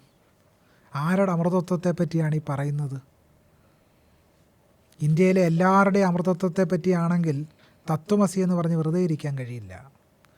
തത്വമസി നടപ്പിൽ വന്നിരുന്നെങ്കിൽ എന്ന് ഡോക്ടർ ബി ആർ അംബേദ്കർ പ്രത്യാശിക്കുന്നുണ്ടായിരുന്നു. പക്ഷേ തത്വമസി എഴുതപ്പെട്ട പുസ്തകത്തിൽ തന്നെ കർമ്മസിദ്ധാന്തമാണ് നമ്മൾ കാണുന്നത്. കർമ്മസിദ്ധാന്തത്തിൻ്റെ ഏറ്റവും പ്രാചീനമായ അലയൊലി മുഴങ്ങുന്നത് ചാന്തോക്യോപനിഷത്തിലാണ്. നോക്കൂ, ഈ വൈരുദ്ധ്യം, ഈ പ്രശ്നം നമുക്ക് പരിഹരിക്കാൻ കഴിയില്ല. അതുകൊണ്ടാണ് ഞാൻ പറയുന്നത്, ഒരു ശ്ലോകം വെറുതെ എടുത്ത് നമുക്ക് ഇത് മൂല്യപരമായി ഉന്നതമായ മാനവികത പ്രകടിപ്പിക്കുന്നതാണെന്ന് വേണമെങ്കിൽ വാദിക്കാൻ കഴിഞ്ഞേക്കാം. ഇപ്പോൾ വസുദൈവ കുടുംബകം കേൾക്കുമ്പോൾ തോന്നും ലോകം ഒരു കുടുംബം. പക്ഷേ ഈ ശ്ലോകം വരുന്ന സന്ദർഭം ഏതാണ്? ഇത് പഞ്ചതന്ത്രം കഥ പോലുള്ളൊരു കഥയ്ക്കകത്തെ ശ്ലോകമാണിത്. ആടിനോട് കുറുക്കൻ പറയുകയാണ്, നമ്മളെല്ലാവരും ഒന്നല്ലേ, നീ ഇങ്ങനെ മാറി നിൽക്കേണ്ട ആവശ്യമുണ്ടോ, നീ എൻ്റെ കൂടെ വരൂ, നമ്മൾ സഹോദരന്മാരല്ലേ, വസുദൈവ കുടുംബകം. ഇതും പറഞ്ഞുകൊണ്ട് എന്തിനാണ് ആടിനെ കുറുക്കൻ വിളിക്കുന്നത്? കൊന്നു തിന്നാനല്ലേ. ഈ സന്ദർഭം കാണാതെ ആ ശ്ലോകം മാത്രം എടുത്തു വെച്ചാൽ നമുക്ക് തെറ്റും. ആ ചരിത്രപരമായിട്ട് നമ്മൾ ഈ ഗ്രന്ഥത്തെ പരിശോധിക്കേണ്ടി വരും. ചരിത്രപരമായി പരിശോധിക്കേണ്ടി വരും. വാൽമീകി രാമായണത്തിൽ സീത രാവണനോട് പറയുന്നുണ്ട്, ചണ്ടാളന്മാർ യാഗശാലയിൽ പ്രവേശിക്കരുത് എന്നാണല്ലോ വിധി. അതുകൊണ്ട് അശുദ്ധ വസ്തുവായ നിന്നെ, നീ എന്നെ സ്പർശിക്കാൻ പാടില്ല. നീ ചണ്ടാളനാണെന്ന് രാവണൻ്റെ മുഖത്ത് നോക്കി ആര് പറയുന്നത്? സീത പറയുന്നത്. ഇങ്ങനെ ഓരോ കാര്യങ്ങൾ നമുക്ക് ആ ഗ്രന്ഥങ്ങളിൽ സൂക്ഷ്മ പരിശോധന നടത്തിയാൽ വ്യക്തമാകും. ഇതറിയാൻ കഴിയണമെങ്കിൽ എന്തു വേണം? ഇന്ത്യയെ അറിയണം, ഇന്ത്യയുടെ ചരിത്രം അറിയണം. ആ ചരിത്രത്തിൻ്റെ സുവർണ വെളിച്ചത്തിൽ വേണം നമ്മൾ സംസ്കൃത ഗ്രന്ഥങ്ങളെ വായിക്കാൻ. അങ്ങനെ വായിച്ചില്ലെങ്കിൽ വായന ഒരു ഭക്തി മൂത്ത് നമ്മൾ ആ ചാണകക്കുഴിയിൽ ചെന്ന് നിപതിക്കുകയും ഇതെല്ലാം മഹത്തായ സംഗതികളാണ് എന്ന ലഘുവായ ലളിതവൽക്കരണ യുക്തിയിലേക്ക് നമ്മൾ എത്തിച്ചേരാനുള്ള വലിയ സാധ്യതയുണ്ട്. ഒരു കാര്യം കൂടി ഇതിനോട് നമ്മൾ ചേർത്ത് വെക്കേണ്ടതായിട്ടുണ്ട്. ഇപ്പോൾ തന്ത്രസാര സംഗ്രഹം എന്ന് പറയുന്നൊരു ഗ്രന്ഥമുണ്ട്. 16-ാം നൂറ്റാണ്ടിൽ കേരളത്തിൽ രചിക്കപ്പെട്ട ഒരു ഗ്രന്ഥമാണ്. അതിലെ ആദ്യത്തെ 10 അധ്യായങ്ങളിലും വിഷചികിത്സയെ പറ്റിയാണ് പറയുന്നത്. സ്തുതിക്കുന്നത് മുഴുവൻ ബുദ്ധനെയാണ്. നമ്മൾ നോക്കുമ്പോൾ അതിനകത്തൊരു ശ്ലോകം കാണാം, മൈത്രി കരുണ മുദിതോ ഉപേക്ഷ മനസ്സി ഭാവയേത്. ഞാനിതെൻ്റെ ഫേസ്ബുക്കിൻ്റെ പ്രൊഫൈലിൽ എഴുതിയിട്ടുണ്ട്. മൈത്രി കരുണ മുദിതോ ഉപേക്ഷ മനസ്സി ഭാവയേത്. മൈത്രിയും കരുണയും മുദിതോ ഉപേക്ഷയും മനസ്സിൽ ഭാവന ചെയ്യണം. മൈത്രിയെ പറ്റി അംബേദ്കർ പറയുന്നുണ്ടല്ലോ, ബുദ്ധ ആൻഡ് ഹിസ് ധമ്മ, സർവ്വജീവജാലങ്ങളോടുമുള്ള സ്നേഹം. ഹേട്രഡ് ഫോർ നോൺ, ആരെയും വെറുക്കാതിരിക്കുക, സംഘികളെയും വെറുക്കാതിരിക്കുക, അവർ വഴിതെറ്റിപ്പോയ കുഞ്ഞാടുകളാണ്. അപ്പോൾ ഹേട്രഡ് ഫോർ നോൺ, ആരെയും വെറുക്കാതിരിക്കുക. നമ്മുടെ പ്രത്യയശാസ്ത്രം പറയുമ്പോഴും നമ്മളെ ആളുകൾ വിമർശിക്കുന്നുണ്ടാവാം, നമ്മളെ അധിക്ഷേപിക്കുന്നുണ്ടാവാം. ഇതൊക്കെ ചെയ്യുമ്പോഴും ഹേട്രഡ് ഫോർ നോൺ, ആരെയും വെറുക്കാതിരിക്കുക. ഇതാ ബുദ്ധ ആൻഡ് ഹിസ് ധമ്മ എന്ന് പറയുന്ന ഇതിൽ ഡോക്ടർ ബി ആർ അംബേദ്കർ പറയുന്നത്. അദ്ദേഹത്തിൻ്റെ അവസാന പ്രസംഗങ്ങളിലൊന്ന് ആഗ്രയിൽ നടത്തുന്ന പ്രഭാഷണത്തിൽ അംബേദ്കർ ഉയർത്തിപ്പിടിക്കുന്നത് മൈത്രിയാണ്. സർവ്വജീവജാലങ്ങളിലുള്ള അളവറ്റ സ്നേഹം, അത് സാഹോദര്യത്തിനും അതീതമാണെന്നാണ് അംബേദ്കർ പറഞ്ഞു വെക്കുന്നത്. മൈത്രി, കരുണ മുകളിൽ നിന്ന് താഴേക്ക് ഒഴുകുന്ന ഒന്നല്ല. സമമനുഷ്യർക്കിടയിൽ പങ്കുവെക്കപ്പെടുന്ന ഒന്നിൻ്റെ പേരാണ് കരുണ. പരസ്പര സഹഭാവമാണ് കരുണ. മുദിതം, സന്തോഷം, അത് സാധാരണ സന്തോഷമല്ല, ആളുകളെ കളിയാക്കിയോ ബോഡി ഷേം ചെയ്തോ ഉള്ള സന്തോഷമല്ല. ആത്മനിർവൃതിയിൽ നിന്നുണ്ടാകുന്ന സന്തോഷം. മുദിതം, ഉപേക്ഷ, ത്യജിക്കുക, ഉപേക്ഷിക്കാനുള്ളൊരു മനോഭാവം. അത് ഉപനിഷത്തിൽ പറയുന്ന ത്യാഗമല്ല. ഉപനിഷത്തിൽ പറയുന്ന ത്യാഗവും ബുദ്ധിസം കൊണ്ട് നടക്കുന്ന ഉപേക്ഷയും രണ്ടും. അത് ബ്രാഹ്മണർക്കായിട്ട് ത്യജിക്കാനാണ്. ധാനം എന്ന് പറയുന്ന സങ്കല്പമൊക്കെ പറയുന്നുണ്ട്. ഈശാവാസ്യം ഇതം സർവം യത് കിഞ്ചിത് ജഗത്യാം ജഗത് തേന തെക്തേന ഭുഞ്ജീത മാകൃത കസ്യ സിദ്ധനം. നാരായണ ഗുരുസ്വാമികൾ തർജ്ജമ ചെയ്യുന്നുണ്ടല്ലോ, ഈശൻ ജഗത്തിങ്കലെല്ലാം ആവസിക്കുന്നത് കൊണ്ടു നീ ചരിക്കമുക്തനായി ആശിക്കരുതാരുടെയും ധനം. ഇന്ത്യൻ ബ്രാഹ്മണന് ഇതുവരെ ഗുരുവിൻ്റെ വാക്കുകൾ ശ്രവിച്ചതേയില്ല. ആശിക്കരുതാരുടെയും ധനം. ശബരിമല സ്വർണ്ണക്കൊള്ള നമുക്ക് ഓർക്കാം. ആശിക്കരുതാരുടെയും ധനം ഉപേക്ഷയാണ്. മറ്റുള്ളവർക്കായിട്ട് ത്യജിക്കാൻ, നമ്മുടെ കയ്യിലുള്ളത് പങ്കുവെക്കാനുള്ള മനോഭാവം. എയ്ഡഡ് സ്കൂളുകൾ സ്ഥാപനം നടത്തുന്ന മാനേജർമാരിത് കേൾക്കണം. ഉപേക്ഷ, പങ്കുവെക്കാനുള്ള മനോഭാവം വേണം. ഇതാണ് ഞാൻ പറഞ്ഞു വന്നത്. ഇത് കേരളത്തിലെ 16-ാം നൂറ്റാണ്ടിൽ ഒരു നമ്പൂതിരി ബുദ്ധിസത്തിലെ ഈ ആശയങ്ങൾ മുഴുവൻ സ്വാംശീകരിച്ചിട്ടാണ് സംസ്കൃതത്തിൽ ഇത് എഴുതുന്നത്. ആശയം വന്ന് ഇവിടുന്ന ബുദ്ധിസത്തിൽ നിന്നാണ്. പക്ഷേ ബ്രാഹ്മണർ ഒരിക്കലും ബുദ്ധിസത്തിൻ്റെ ഈ മൈത്രിയോ കരുണയോ മുദിതോ ഉപേക്ഷയോ സ്വീകരിച്ചില്ല. അവർ ബുദ്ധിസ്റ്റ് ഗ്രന്ഥങ്ങളിൽ കണ്ട ആശയങ്ങൾ സംസ്കൃതത്തിലേക്ക് പകർത്തി വെക്കുക മാത്രമാണ് ചെയ്തത്. ഒരു ചെറിയ കാര്യം പറയാം. കൃഷ്ണപരുന്തെന്ന് പറഞ്ഞ സിനിമ എല്ലാവർക്കും ഓർമ്മയുണ്ടാവും. ആ സിനിമയിൽ കടിച്ച പാമ്പിനെ വരുത്തി വിഷവറക്കുന്നൊരു പ്രക്രിയയെപ്പറ്റി നമ്മൾ കാണുന്നുണ്ടല്ലോ. യഥാർത്ഥത്തിൽ അത് വന്നത് എവിടെ നിന്നാണ്? ബുദ്ധിസ്റ്റ് ജാതക കഥകളിൽ നിന്നാണ്. വിസവന്ത ജാതകം എന്ന് പറയുന്ന ജാതക കഥയിൽ മഹാബോധിസത്വൻ കടിച്ച പാമ്പിനെ വരുത്തി വിഷവറക്കുന്നൊരു പ്രക്രിയ വിസവന്ത ജാതകത്തിൽ വിവരിക്കുന്നുണ്ട്. അപ്പോൾ കേരളത്തിൽ വിഷചികിത്സ ചെയ്തുകൊണ്ടിരുന്നവരെല്ലാം ശ്രമണന്മാരാണ്, ബുദ്ധിസ്റ്റുകളാണ്. പക്ഷേ പിൽക്കാലത്ത് ഈ ബുദ്ധിസ്റ്റുകളെ അടിച്ചൊതുക്കി ബ്രാഹ്മണ പൗരോഹിത്യം എന്ത് ചെയ്തു? ഈ ബുദ്ധിസ്റ്റുകളുടെ വൈദ്യപാരമ്പര്യത്തെ സ്വാംശീകരിച്ച് സംസ്കൃതത്തിലാക്കി. സംസ്കൃത ഗ്രന്ഥങ്ങളിൽ എന്തെങ്കിലും നന്മയുണ്ടെങ്കിൽ അത് തദ്ദേശീയ ജനവിഭാഗങ്ങളുടെ അറിവ് രൂപങ്ങളെ സ്വാംശീകരിക്കുക നിമിത്തം വന്നു ചേർന്ന ഒന്നാണെന്നാണ് ഞാൻ പറഞ്ഞു വരുന്നത്. ആ നന്മയെപ്പോലും ചാതുർവർണ്ണ്യത്തിൻ്റെ അച്ചിനകത്ത് വാർത്ത് പുനഃസംപ്രേഷണം ചെയ്യുകയാണ് ഇന്ത്യൻ ബ്രാഹ്മണ്യം ചെയ്തത്. ഈ കാര്യം മനസ്സിലാക്കാതെ പോയാൽ സംസ്കൃതത്തിലൊരു ശ്ലോകം എടുത്ത് അത് മനോഹരമാണെന്നും ഈ പാരമ്പര്യം മഹത്തായ ഒരു പാരമ്പര്യമാണ് നമ്മൾ തെറ്റിദ്ധരിക്കാനുള്ള സാധ്യത വളരെ കൂടുതലാണ്. അതുകൊണ്ട് സംസ്കൃത ഗ്രന്ഥപാഠങ്ങളെ പരിശോധിക്കാനുള്ള നമ്മുടെ മുമ്പിലുള്ള ഒരു പ്രധാനപ്പെട്ട രീതിശാസ്ത്രം ഡോക്ടർ ബി ആർ അംബേദ്കറാണ്, സംശയരഹിതമായിട്ടും.